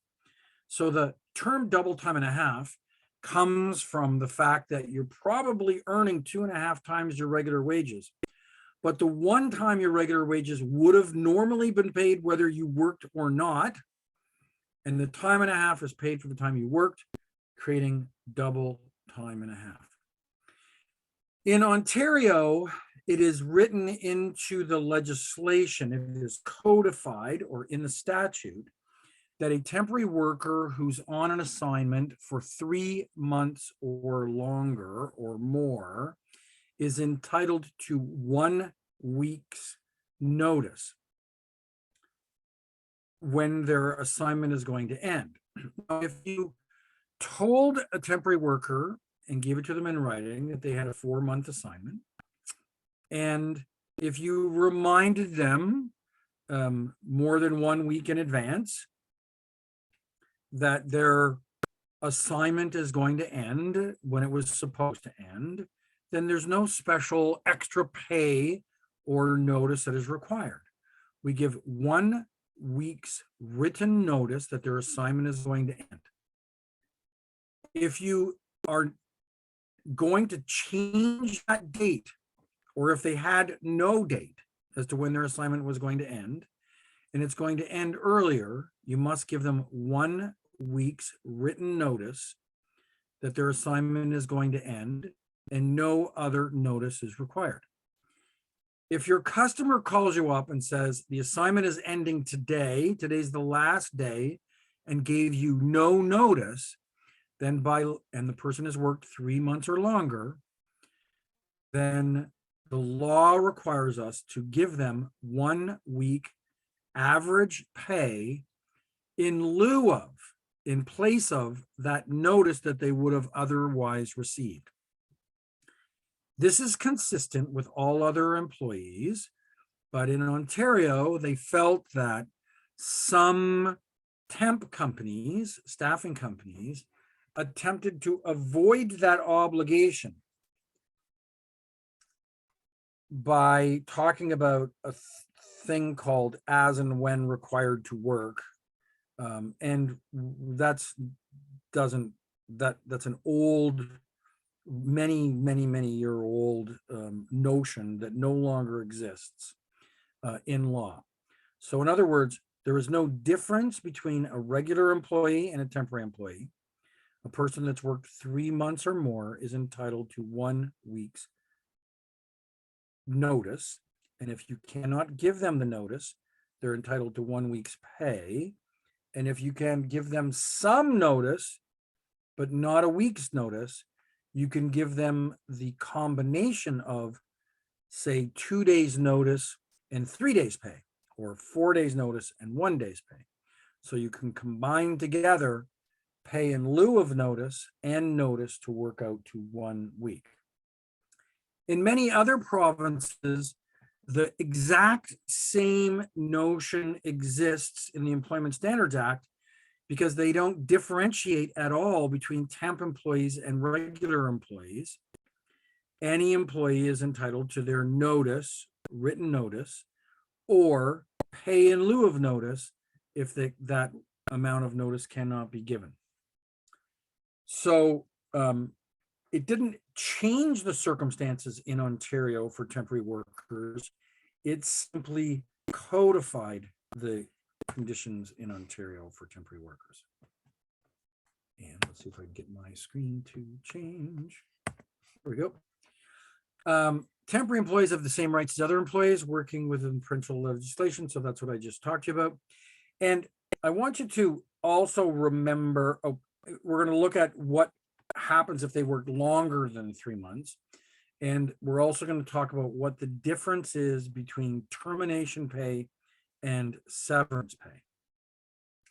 So to calculate termination pay, we need to then also take a look at what a person earned in their average earnings. We also have to take a look at this notion of being laid off. So the rules say that if a person is laid off for 35 weeks in a 52-week period, or a 12-week period, there's a difference. You have to specify we're laying you off for long-term or we're laying you off short-term. But if they have 12 consecutive weeks of being laid off and we don't bring them back to work, that's considered to be a termination. It triggers a termination. So during pandemic, the layoff rules in most provinces were suspended. So you could lay a person off for longer and there was no end to that layoff period, which did not trigger a termination. So I want to come back to this issue to make it more complicated than it needs to be. And my dog is barking in the background. I apologize for that. In normal circumstances, forget the pandemic for a moment. If you give a person who's on temporary assignment notice of the end of their assignment, it is not considered a layoff. If you theoretically, or in essence, say to them, hey, your assignment is ending and we're terminating your employment unless and until we hire you again. So in other words, the end of an assignment does not necessarily mean the end of employment. So unless you tell a person that their employment is ending at the end of their assignment, they're considered to be in layoff. So what we want to do is we want to, one, give a person notice of the end of their assignment, 1 week. so that we don't have to pay them an additional week later on because we failed to give them 1 week's notice to the end of their assignment. And if we did not give them notice of the end of their employment at the end of their assignment, theoretically, their assignment ended, but they went into layoff until their next assignment. Now, if you get them back to work again on another assignment, that's great. Away they go, and the clock starts all over again. Give them 1 week's notice to the end of the assignment. Give them notice that their employment ended at the end of that assignment, and everything's done. But if we only gave them 1 week's notice to the end of their assignment, but did not terminate their employment, they go into layoff again.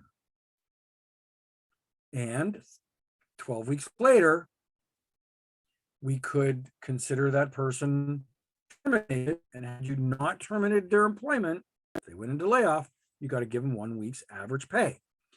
So what we're saying here is that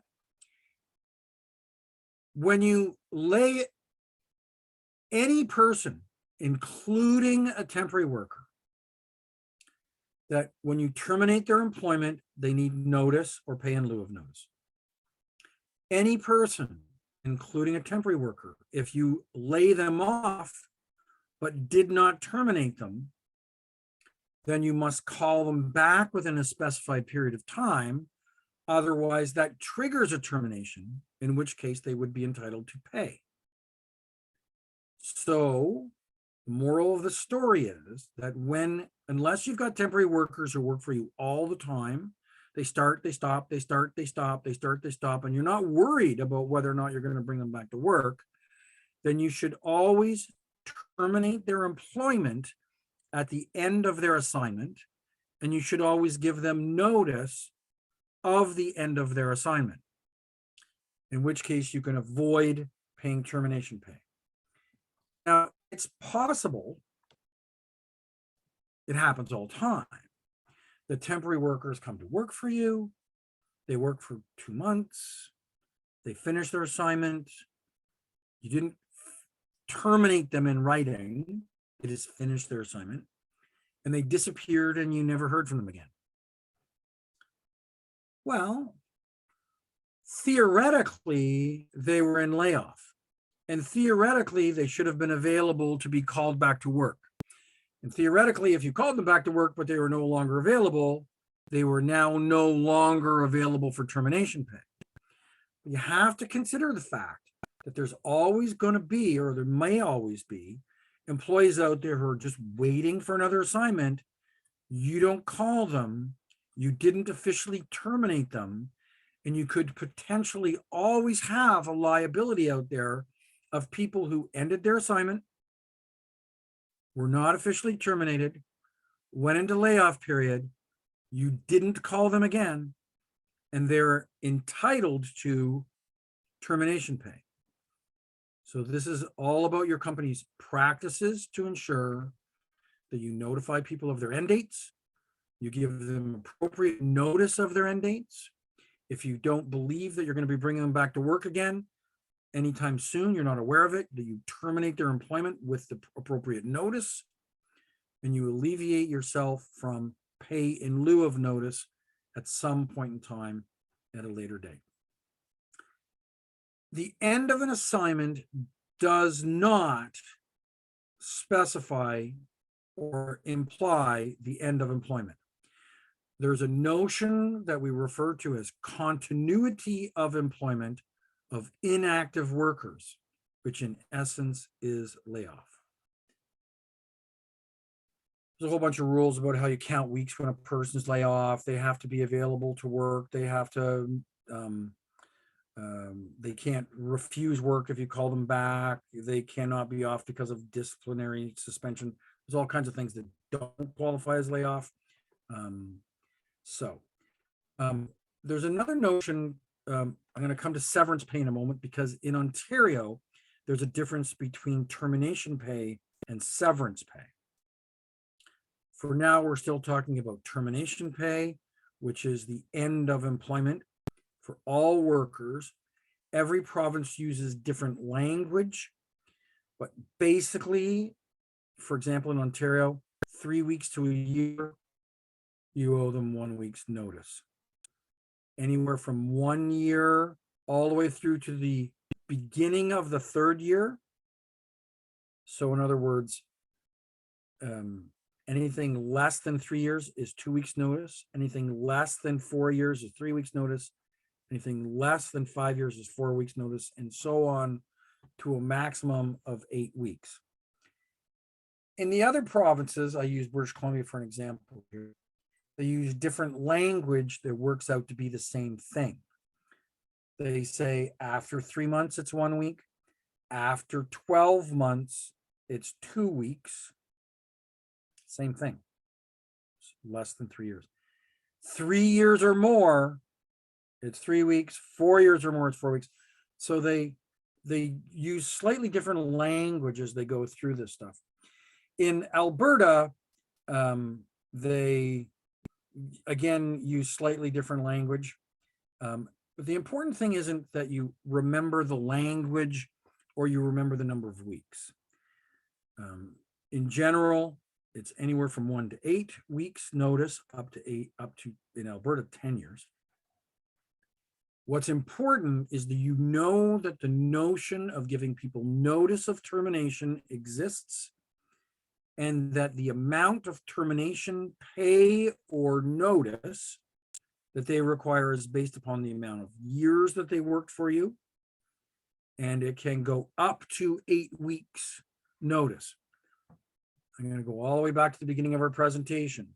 This is different from common law. The statute says what the minimum amount of notice or pay in lieu of notice, which is required. Common law means that you've breached your contract. The contract can be written or implied. And very often in common law, people can earn up to maybe even more than 1 month per year, not 1 week per year. So severance pay is often termination of severance pay. In many cases, lawyers, even lawyers, they use the terms termination and severance pay together because most lawyers are dealing with common law.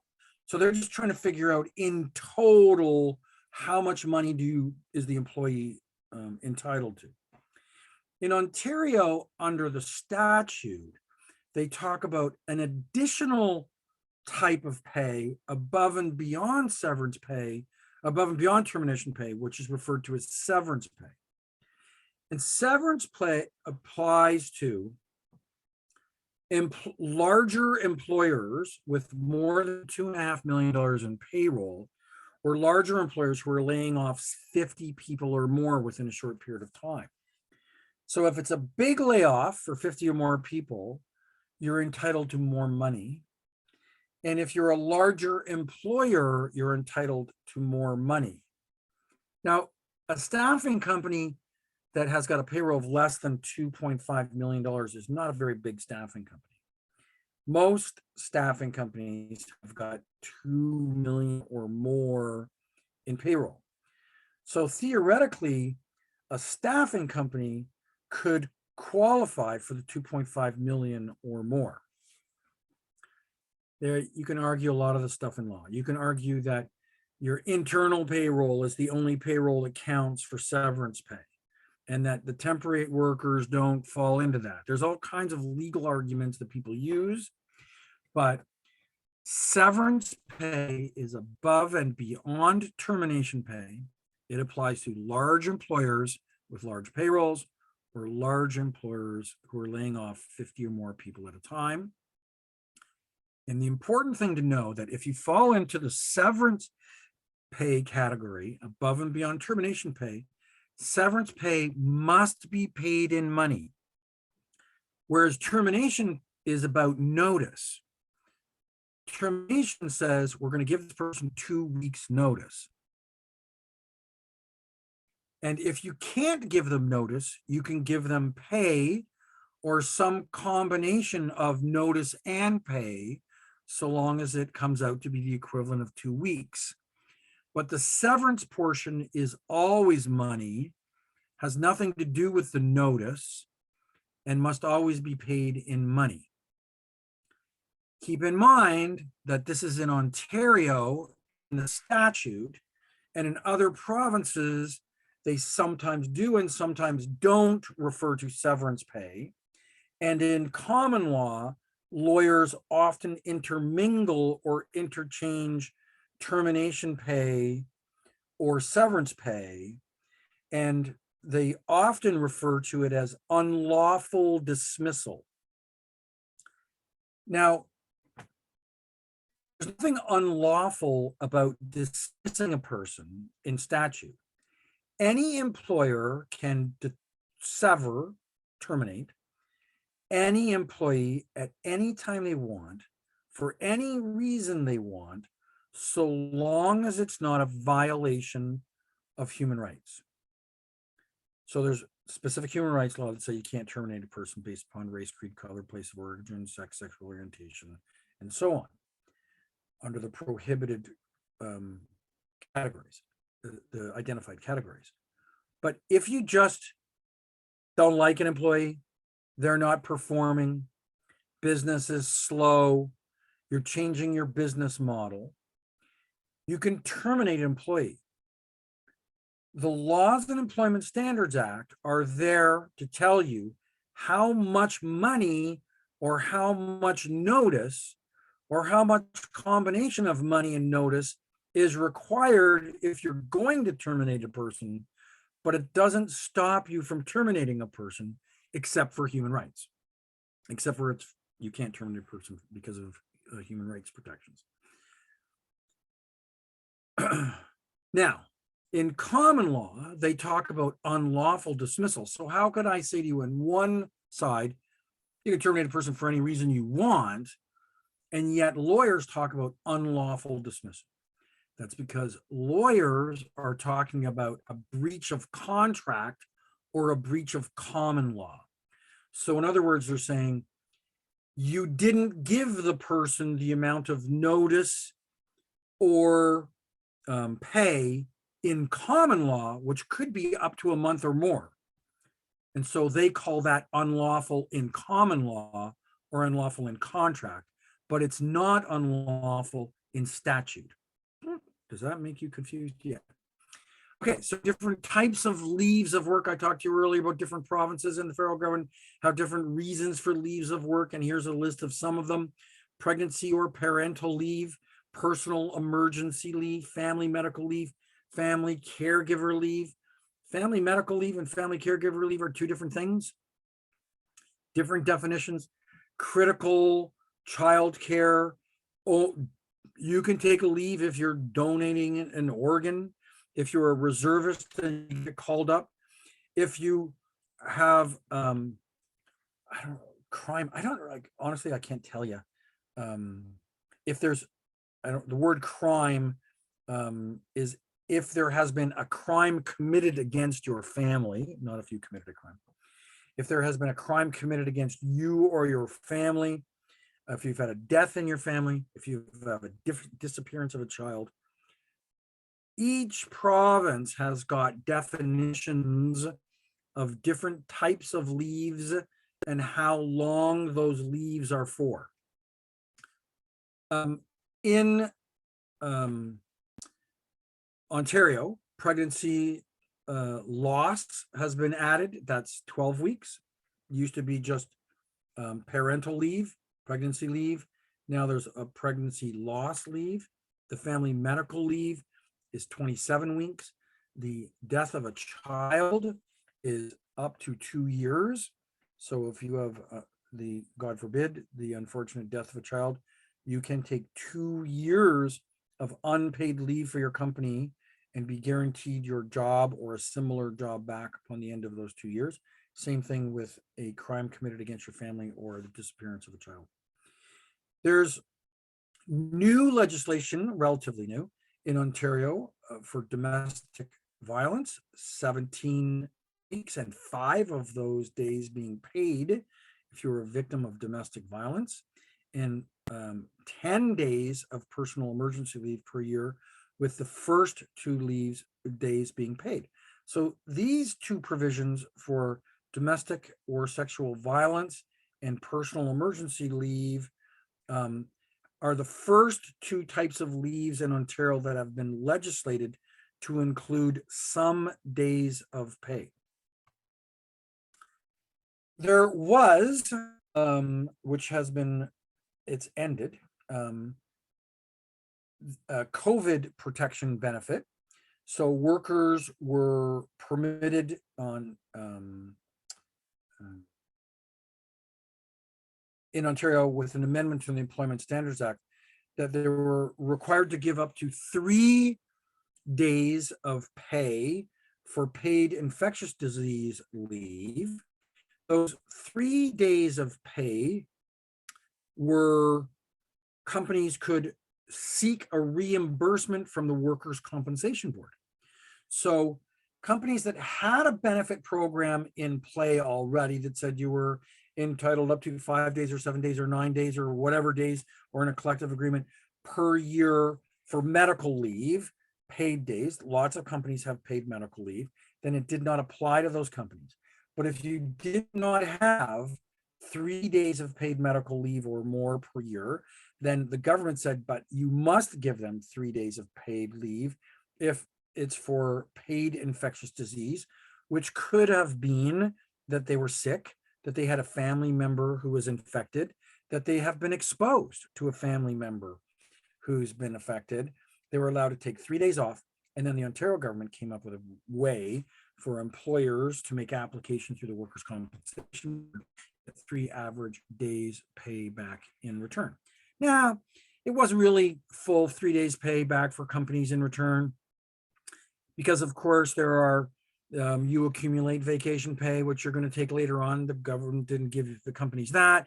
There's employer contributions to Canada Pension Plan, unemployment insurance, workers' compensation, and employment insurance, and employers' health tax. And those, of course, were not reimbursed.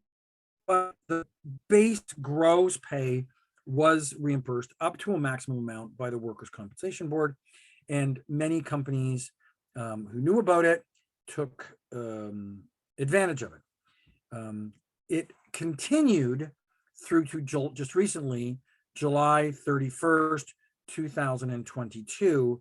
And now that requirement for mandatory paid 3 days leave has gone. So this is just a screen that explains the what I just explained to you about the wages for non-unionized workers. Beginning on July 31st, 2020, there were no longer to be deemed to be on this particular leave, so it disappeared. Also, the notion of constructive dismissal. You were, I think I've mentioned it earlier today when I talked about a person being on a leave of being put on layoff. If they were not called back again, that was a form of constructive dismissal.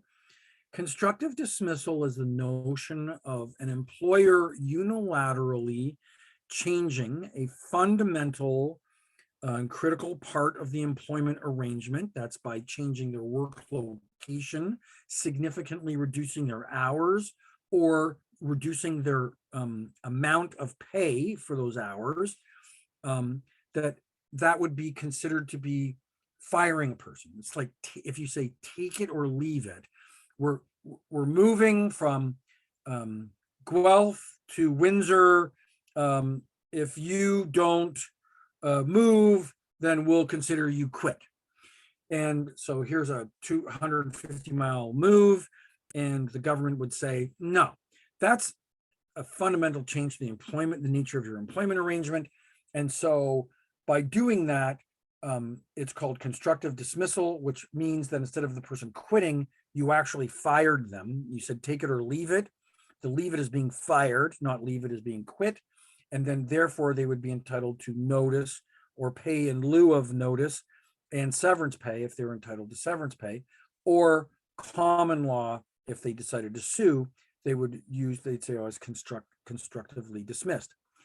During the pandemic, the Ontario government and many other provinces put in a temporary ruling saying if you've been sent home to work or not allowed to work because of pandemic, you cannot apply for constructive dismissal. So that whole 13-week thing of being laid off doesn't apply. And fundamentally changing the nature of your employment agreement doesn't apply. But effective July 31st, if you weren't called back to work, the clock starts now. So now, if you're not called back within 13 weeks, you can apply for constructive dismissal under the Employment Standards Act. Interestingly enough, British Columbia did not have this provision, or their provision ended. And they've just recently had a case. Now, in this particular case, it's a little bit different because this case had to do with mandatory vaccinations. A person was laid off and put into a temporary layoff position, suspended from work, because they refused to get their vaccinations. And the company came up with a vaccination policy. The person said, I'm not going to get my vaccinations. So they said, okay, well, we're just going to send you home and you're going to be sent home without pay until either pandemic ends or until you get your vaccinations. And so the person applied for constructive dismissal. And the courts just recently decided in British Columbia that the person did not have a case for constructive dismissal, that it was reasonable for the company to have that policy. So this goes to the notion of common law and statute. So in British Columbia, a person tried under common law to use constructive dismissal to get pay or pay in lieu of notice for being sent home on suspension without pay. And the court said, no, that was a reasonable change to your employment circumstances, given the nature of a pandemic. And you made a personal choice to not get your, and so they argued in court that a reasonable person, however, any reasonable person would understand that this is constructive dismissal. And the judge said, no, not a reasonable dismissal. Not a reasonable person. Every other person in the company chose to get their vaccination, which says that if 99.9% of the people decide to get a vaccination, it must have been the reasonable person test doesn't exist, because all the other people made a decision to get vaccinated so they could continue to work or get vaccinated for personal medical reasons. So the reasonable person test didn't work in their favor. So in Ontario, they decided to codify it. They wrote it right into a temporary change of the Employment Standards Act, saying you can't sue your employer for constructive dismissal, but that temporary change ended July 31st. So of all the people who were temporarily laid off and sent home during pandemic don't get called back within 13 weeks of July 31st, which time is now, then they will then have a case for constructive dismissal. So there's new laws in Ontario, again, a province attempting to codify things that also exist in common law. So it may become codified or law in your province if you're not in Ontario. If not, it will become part of common law. And this is a written policy for companies with 25 or more employees. And the 25 or more employees is considered on January 1st. So if you have 25 or more employees on January 1st, the policy applies to you. If you don't, then it doesn't apply to the beginning of the next year. And then the next year, if you have 25 or more employees, then the policy applies to you. If you don't, then you test again the beginning of next year. And so the 25 or more or employee rule says that you have to have a written policy that explains to people what it means to be disconnected from work. And so they're not obligated to respond to telephone calls or email while at home or while in their disconnected from work time. So it doesn't say, the legislation doesn't say what disconnected from work means. It doesn't say what hours did you apply for. It says that every company with 25 or more employees must have a written policy on what it means so that people who are disconnected from work have the opportunity to have real time off without feeling obligated that they might lose their job because they didn't apply to lose their job because they didn't apply to their boss's email during their disconnected time, or that they didn't answer the phone during their disconnected time. Now, you can have a policy that says you're on call and that you get compensated for this way and that you must answer the phone within a certain period of time. That's all got to be in the policy. So the legislation doesn't say you can't be contacted at home. The policy says, the legislation says your company has to have a policy, and then you have the chance to appeal that policy if you don't think it's fair. The new legislation that comes into effect this week, next week in Ontario, which again is often covered under common law in other provinces, but Ontario is again codifying things that are often found in common law, that this is the electronic monitoring policy requirement. So this is another piece of legislation that doesn't tell employers that they can, must, or cannot monitor their employees. It says that if you monitor your employees, you got to tell them that you're monitoring them. So it includes all forms of employees, including your temp employees, who might be monitored electronically. And that might include things like GPS tracking on their vehicle or on their cell phone, tracking the websites that they go to while they're at work or on a company intranet. It can talk about what telephone numbers they call, who they spend time with, and how they spend time with on social media. So for example, in my home care company, our employees clock in and clock out using GPS fencing. So they go to a customer's location and they can't clock in using their phone, using their app, unless they're inside the GPS fence of the client location. So we've done this for years, and employees all know it. They all know that if they try to clock in from the bus from 4 weeks away, it says, sorry, you're outside the GPS fencing. So they got to get to work on time and then kind of clock in. Because years ago, we used to have employees who weren't at work yet, but because we gave them an app to clock in, they would clock in from 10 miles away, show up half an hour late, but they'd say, no, I was there. See, I clocked in. So we have to notify them now in writing. So it doesn't create a new right for employees to not be electronically monitored, nor does it establish any new type of privacy rights to employee.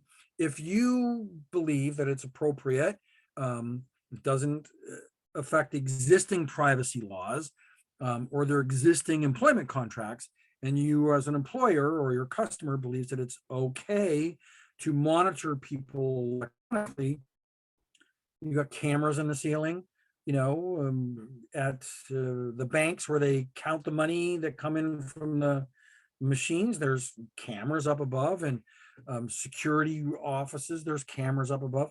We all know that there's cameras in companies. You must disclose to the people, your employees, what type of electronic monitoring they do and what that is used for. New law. Of course, in other provinces that don't have it codified, it's covered under common law.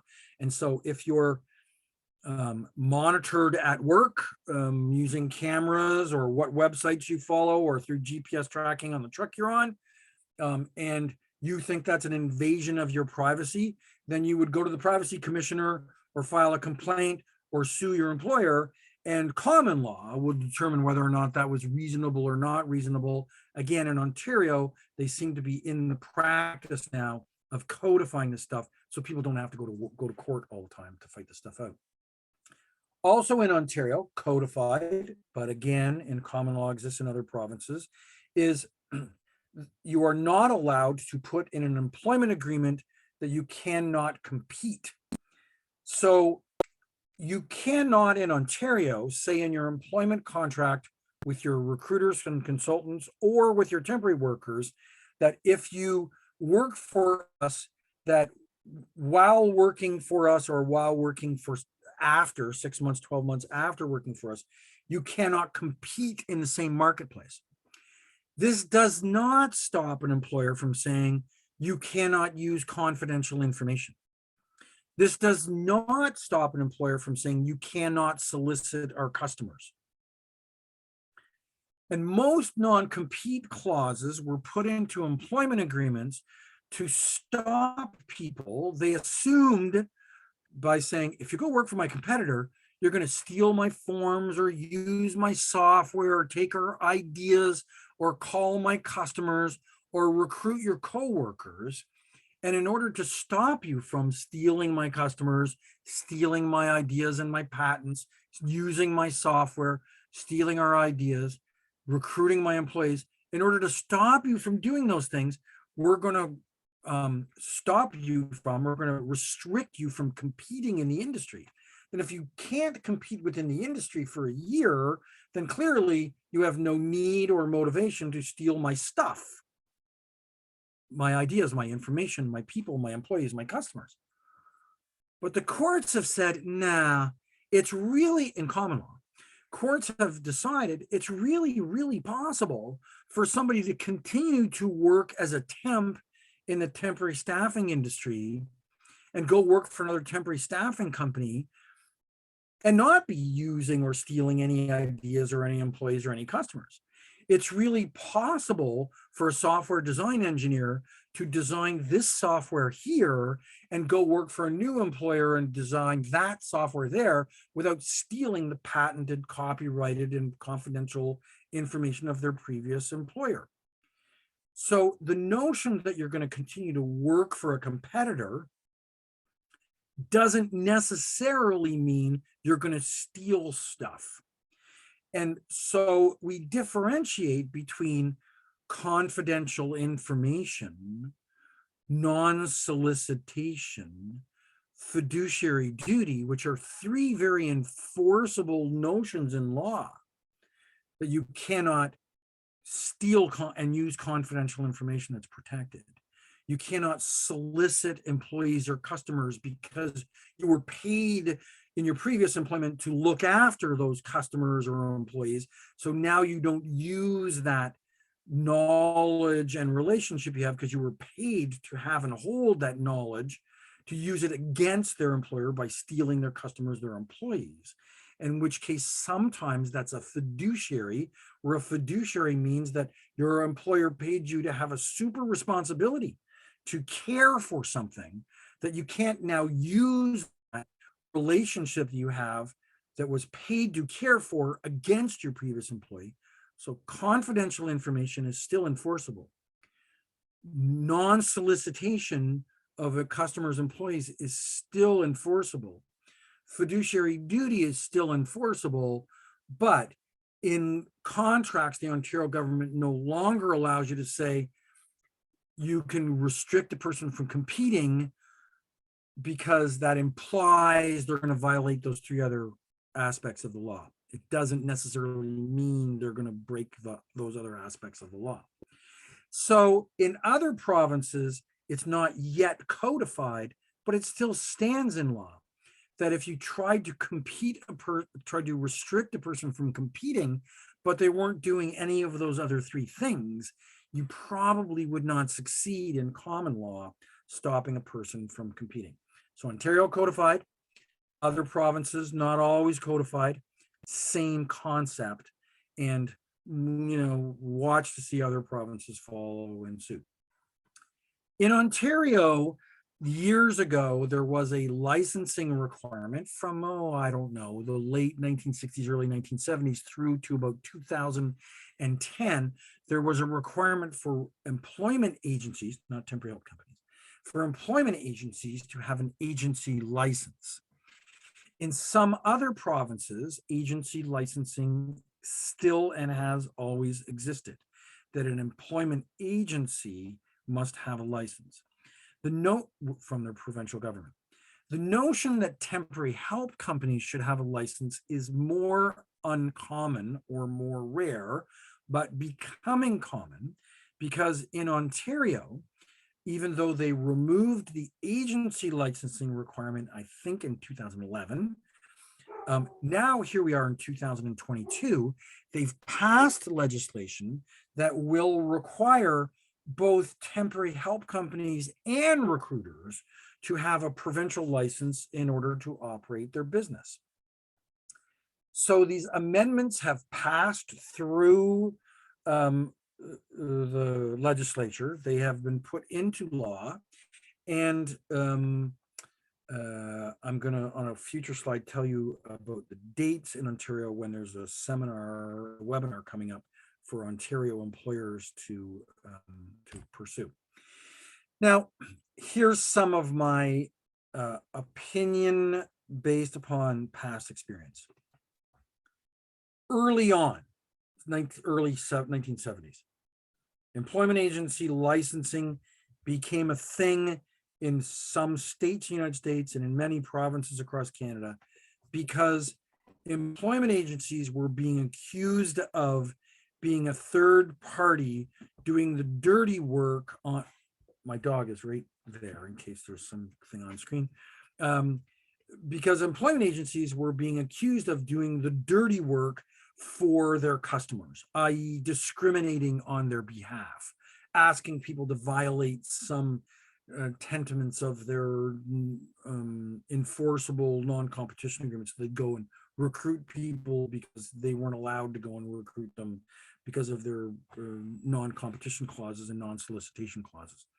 So very often people would try to point a finger at employment agencies saying that they're doing the bad things on behalf of employees. And it, in some cases, may have been true. Later on, it became such that it really wasn't obvious that employment agencies were doing bad things. If employers wanted to do bad things, employers would find bad, wait, someone's at the door, would find ways to do bad things. We believed in Ontario at the time, in 2010, 2011, when the licenses was repealed, that it actually gave people a false sense of hope, that there was really no standard that existed, and that by paying $50 or $500 a year to the provincial government and hanging a certificate on your wall that said you were licensed was supposed to give people some sense of confidence that they were dealing with reputable companies, but there was nothing about that license that made them more reputable or less, or people without less reputable than the others. It was simply $500 a year that you paid to the Ontario government.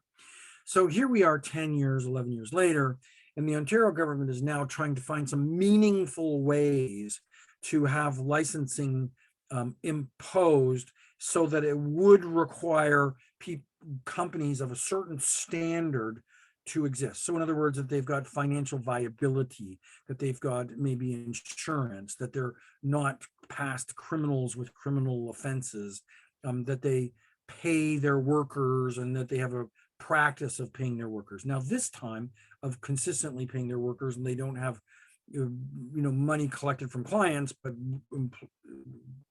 employees not being paid. So this time around, it's not only for recruiters, but also for employment agencies. So some provinces have this in place already. Some provinces have it in place only for employment agencies. Ontario has now passed legislation that will apply to employment agencies and temporary service providers. Employment agencies, employment standards laws always have sections that are referred to as reprisal. And what it means is that staffing firms and other companies for other reasons, but staffing firms cannot, and their customers, cannot penalize a temporary worker for asking questions about their rights, for saying, hey, is that allowed under the law? Or saying, hey, I think I'm entitled to vacation pay. Or, I think I was entitled to notice at the end of that 1 week's notice at the end of that assignment. And so when they introduce laws like this, they say, well, if the employees don't really know and they ask or complain about it, because they think they have a right or want to know what their rights are, or maybe not receiving what they're entitled to, that an employment agency could say, fine, here's your 1 week's pay and notice, and then take them off the roster and never employ them again. So a reprisal in the new laws that specifically talk about staffing companies say that if a person asks for or complains or has a right to something, you can not withhold assignments or refuse to allow employees to start an assignment because of that. That's considered a reprisal. They can't intimidate the employees and threaten them. That's considered a reprisal. They can't terminate an assignment or threaten them or remove them from assignments because they asked or thought they had something entitled to them. That's considered a reprisal. Unlike many things in Employment Standards Act, where it talks about what a person's entitled to, and then it figures out what the calculation of vacation pay is, what the calculation of notice is, what the calculation of termination or severance pay is. In the reprisal case, these are penalties that are imposed upon the company for reprising against a worker. And those penalties can be paid to the worker, or they can be decided that they'll be paid to the Employment Standards Branch. Temporary staffing companies are also required to retain their records, and these records are going to include past pay, past timesheets, past vacation time taken, past layoffs, past vacation pay paid, past payroll records, and these records have to be kept for a minimum of 5 years. Now, interestingly enough, in a lot of cases, employees have only 1 year to legally 1 year to complain about something. In other cases, 2 years to complain about something. But because of this whole thing about who's the employer of record, did I know my rights? Was I told my rights? The confusion of whether an employee or not an employee, they've asked in temporary staffing companies to retain those records for 5 years. Oh, sorry, 3 years. 3 years. My apologies. And the 3-year maximum makes sure that in the various portions of the laws, whether it's 1 year, 2 year, or 3 years, that all of the issues are covered off. So they're asking and require temporary staffing companies to keep the records from the last employment date. The vacation and vacation pay must be retained for 5 years. So most information for 3, for specifically the information about vacation pay and vacation calculations. That's the portion that's required for 5 years. You also need to keep information about leaves. So those parts of the statute that I told you about, parental leave, personal emergency leave, all of that must be kept, because as you noted from pages back, some of those leaves can be pretty long. And so we need to keep track of, did they already have a leave before? Did they use that leave once in the past? That kind of stuff. So we've got 3 years for most information, 5 years for payroll and vacation pay information, and documents relating to leaves must also be kept. Hours of work each day of the week must be kept for 5 years. So those timesheets have to be held on to. The information that showed up on those wage statements must be held on to for 5 years. So think about those stubs that I talked about earlier. All that has to be. Your copies of your written agreements, timesheets, and vacation stuff all have to be kept. I'm just repeating myself now.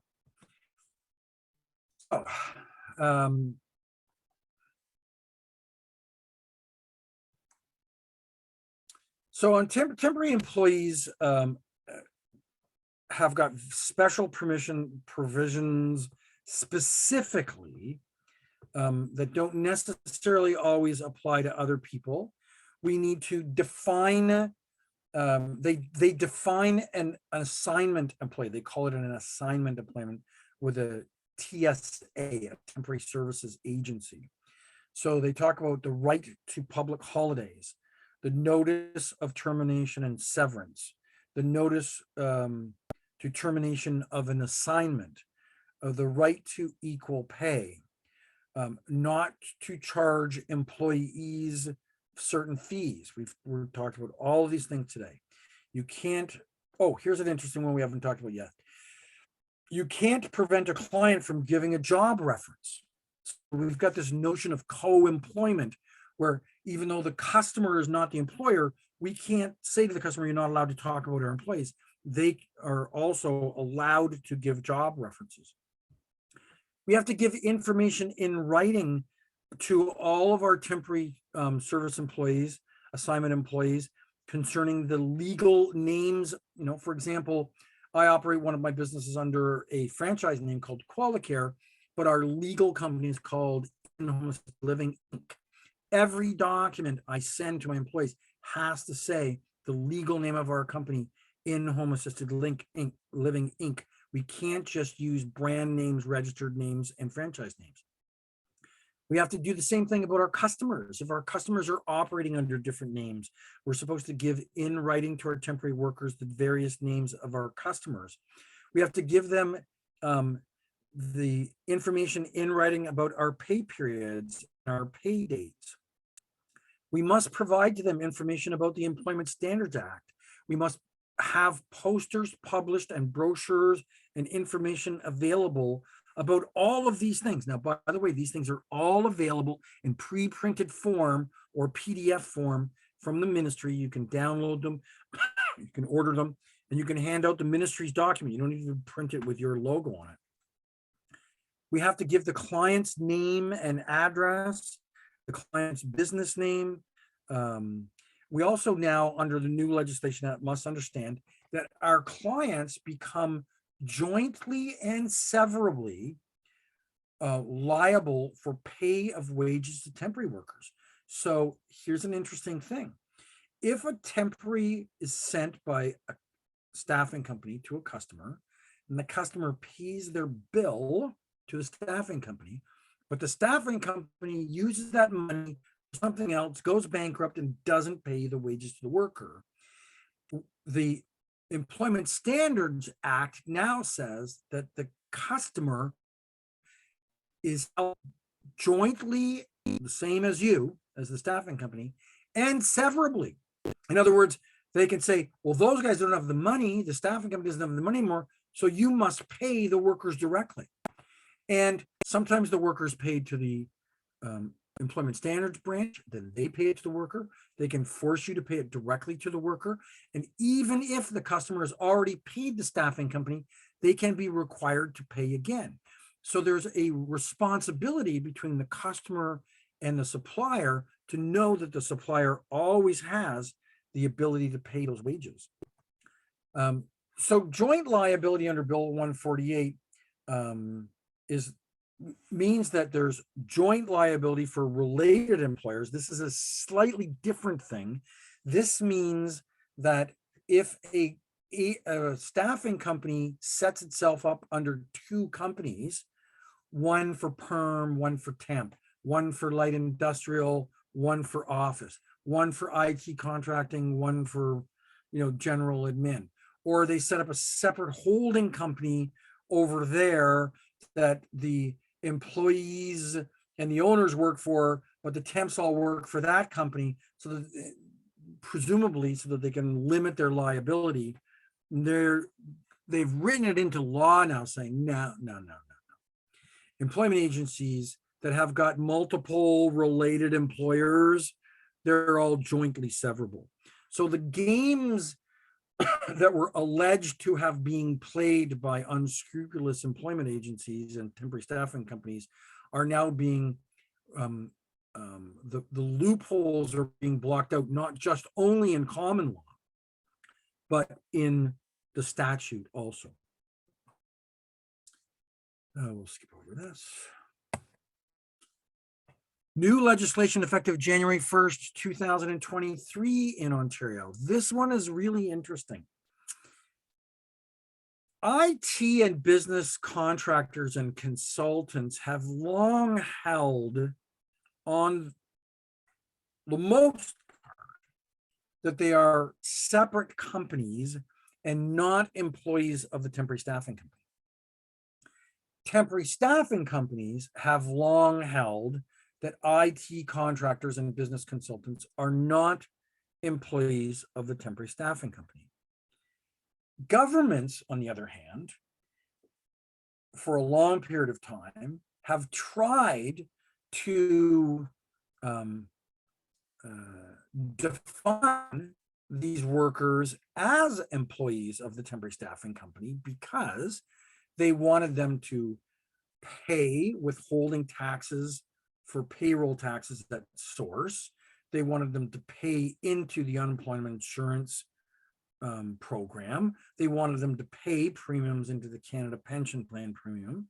The provincial governments wanted to take a portion of that IT consultants' pay and put it towards their health tax, or in taxe de santé in Quebec, or to the education and training tax in Quebec, to the health tax in Alberta, in Manitoba. These were all based upon a percentage of payroll. So governments wanted IT consultants and business contractors to be, if they worked there 5 days a week, 12 months of the year, 5 years in a row, they'd say, hey, come on, they're your employees. You're just treating them as independent contractors. The independent contractors and the agencies and staffing companies wanted them not to be included that way. Of course, the IT contractors and business consultants were running a business out of their home, and they had an office, and they were doing their own training, and they got paid more money.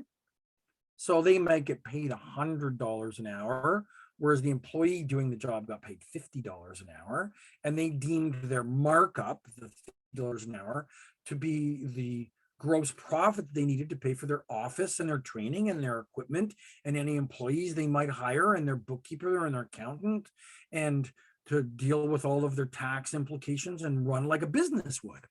And so the government was trying to say, no, we're going to tax you 1.95% on employer's health tax on $100 an hour. So you can see that everybody was entrenched in their positions to try to maximize their own personal benefit. From time to time, an employee would come along with a staffing company and say, geez, I thought I was an employee. They're kind of forcing me to be an independent contractor. Almost never, I'm not going to say never, was that a business consultant or an IT contractor. That was a person like an administrative assistant.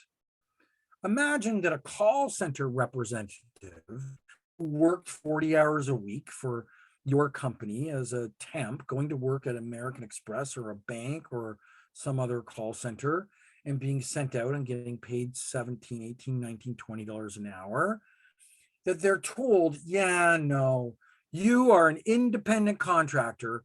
We want you to sign this independent contractor agreement. We're going to treat you like you have a company or a sole proprietor. We're not going to give you unemployment insurance. We're not going to give you Canada Pension Plan. We're not going to pay your workers' compensation premiums. We're not going to give you unemployment. We're not going to give you vacation pay, public holiday pay, because you're not an employee. You're an independent contractor. So here's what's happened. Remember, I said at the beginning that some governments, the Ontario government, has codified in the Employment Standards Act that if you work for a temporary staffing company, you're going to default as an employee of the temporary staffing company, not as an employee of the customer. And if you are an employee, then you get all of these entitlements under the Employment Standards Act, and particularly those that are very special to temporary staffing companies. And now, a few years later, they've come back and said, yeah, but we were kind of wrong.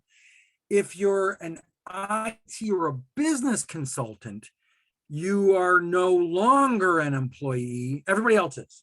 The call center rep is, the administrative assistant is, the laborer is. So we can no longer improperly codify a person as a business consultant or independent contractor unless they have defined themselves as a business consultant or IT consultant.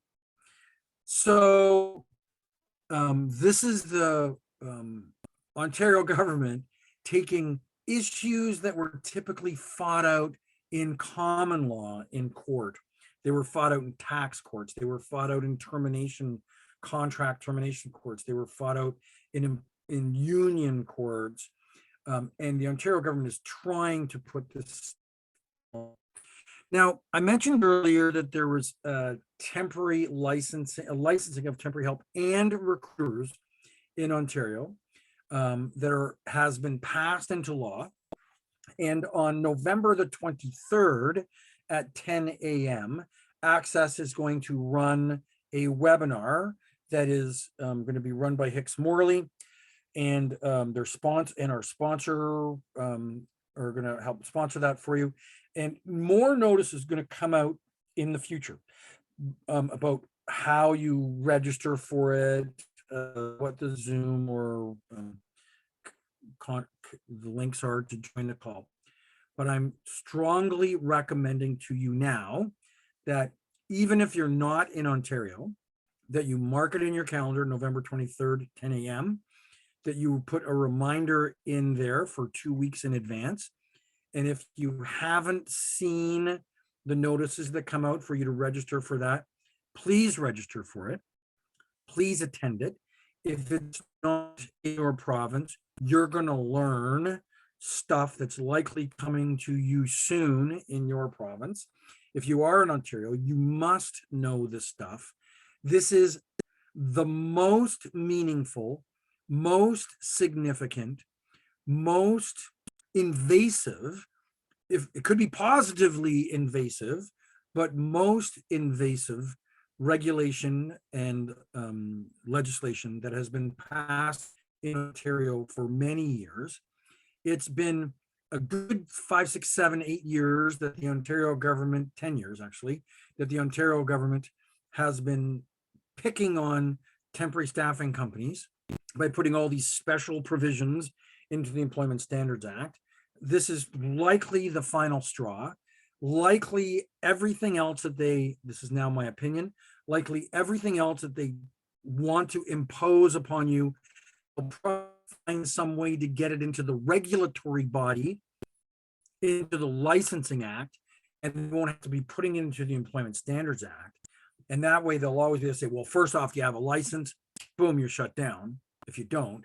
And if you do, they'll be using the hammer and sickle that they've got available through employment agency licensing to get the bad players on side or out. So we want this because we want the bad players on side or out. We need to know this because this is going to affect us in a very meaningful way in our business going forward. I also want to point out to you that the first live in-person conference that's going to take place from ACSESS is going to happen in Calgary between May 10th and 12th. This is available for any member of any ACSESS member. I strongly recommend that if you're an owner or a manager that you attend this. I strongly encourage owners and managers to use attendance to the conference as a way to show your commitment to your employees, to pick your best employees, pick your senior employees, give out rewards, have awards, award them with 3 days in Calgary. If you are in Alberta, I strongly recommend that you take advantage of the low cost of this being in your marketplace to attend. This is the only place where you're going to get 2.5 days of highly specialized industry-specific training to talk about sales, marketing, software, legislation, trends, statistics, you name it. This is the only place where you're going to get it. I will see you there if you're there. If you are not receiving emails from Jennifer at ACSESS because you're not registered to have a user account number, then please contact her and say, hey, can you set up a user account for me? You will be able to go online and find notifications of this stuff, and you will start to get included in the mailings. Understanding the law means that you're compliant. It means that you can nurture your business. It means that you can now cooperate with your customers and collaborate with your customers to try to develop a stronger and better business. Remember that each of the provinces have got posters and things that look like this. Go online to the Ministry of Labor, Employment, or training in your province, find the appropriate place, get these notifications and information sheets that are available to you, and make sure that you are managing compliance to the legislation with all of your employees by utilizing the resources that they have available online. Now, we're going to talk a little bit about, for the next 3 minutes, about co-employment, and then we're all out. But basically, the notion of co-employment relationship, or a tripartite relationship, is what this was all about today. It's about you and your customer sharing in some type of relationship with these workers, and the laws try to do their best through statute to say who's responsible for what. But there are still places in workplace health and safety and in union agreements and in other places where it's a little bit unclear. But know that in these tripartite relationships, court decisions have been made.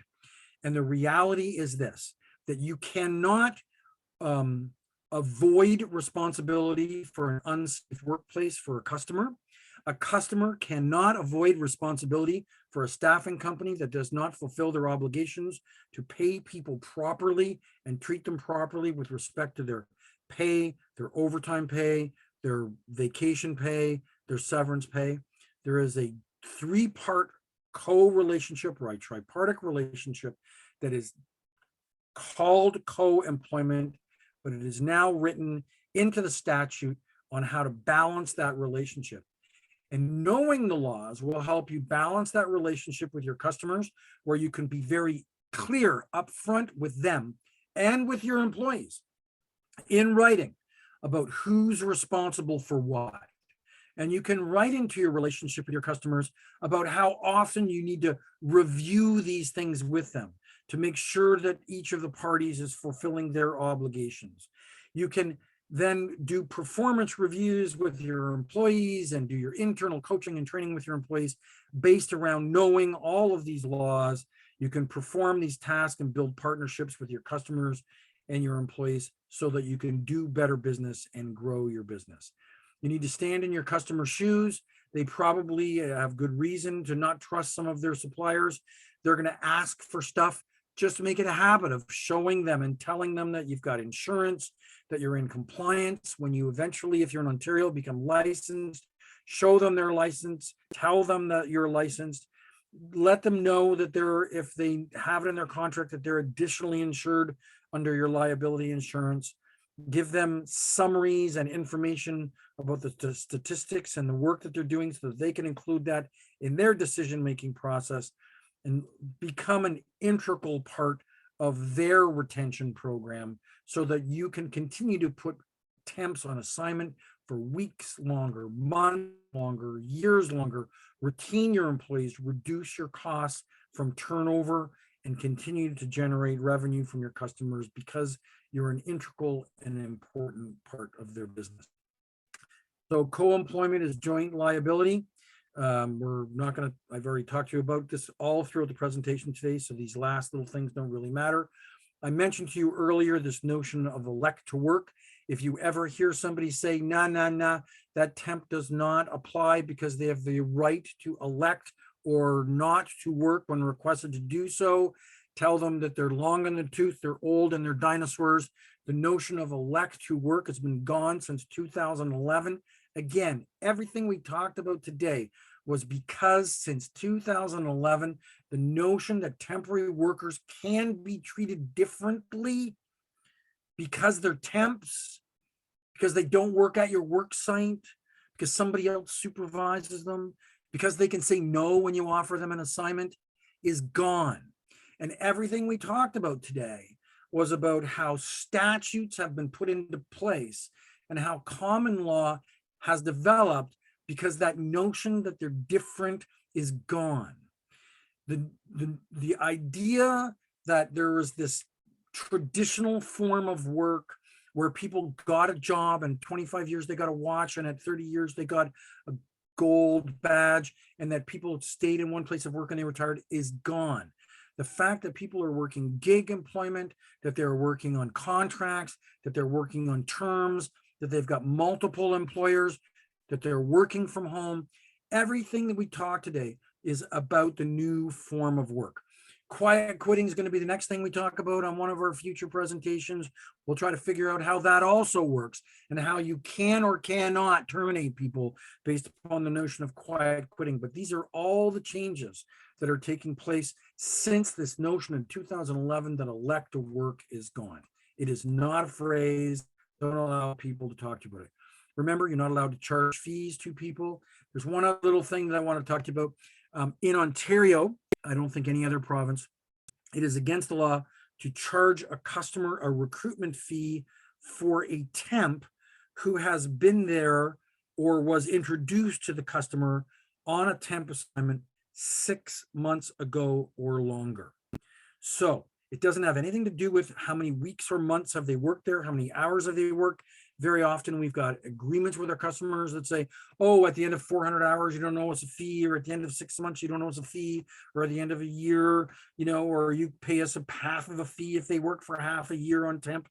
All those issues are gone in Ontario once a temp has worked once 6 months have passed from the first date of the first contract or assignment with that customer. So it's 6 months from the first date of the first assignment with that customer. After 6 months have gone by, we're not allowed to charge customers fees. Now, I don't know how many companies are still charging fees after people have been there for 5 or 6 months. I don't know how many people know these laws and that they exist. But it's important that you know them and that you make sure that you don't write contracts with your customers that force them to pay a placement fee after 6 months, because if that gets out, you are going to be found in violation of the Employment Standards Act. There's a whole bunch of links here. You can't click on them because it's a shared screen. If you want some links and you can't find stuff, call me up. Glad to help you out. If you didn't understand some of the things I talked about today, take a couple minutes to look it up yourself. I did not mean to be confusing about overtime and average hours before the break today. After I was saying it, I was really like, boy, this is really simple. I'm making it sound complicated. If you're worried about how to calculate an average day's pay for somebody, look it up in your employment standards in your province. If you don't understand it, give me a call and I'll confuse you more at that point in time. Guys, thank you very much for your time today. I truly appreciate it. This has been, we're 9 minutes over today. That's not too bad. Tomorrow we will finish a little bit early to make up to it for you, because I won't need to cover all the things at the beginning about ACSESS, about CPC, and about the Code of Ethics and Standards. We can blow through that, so we're going to save 25 minutes at the beginning and we'll get through it in lots of time tomorrow. Thank you very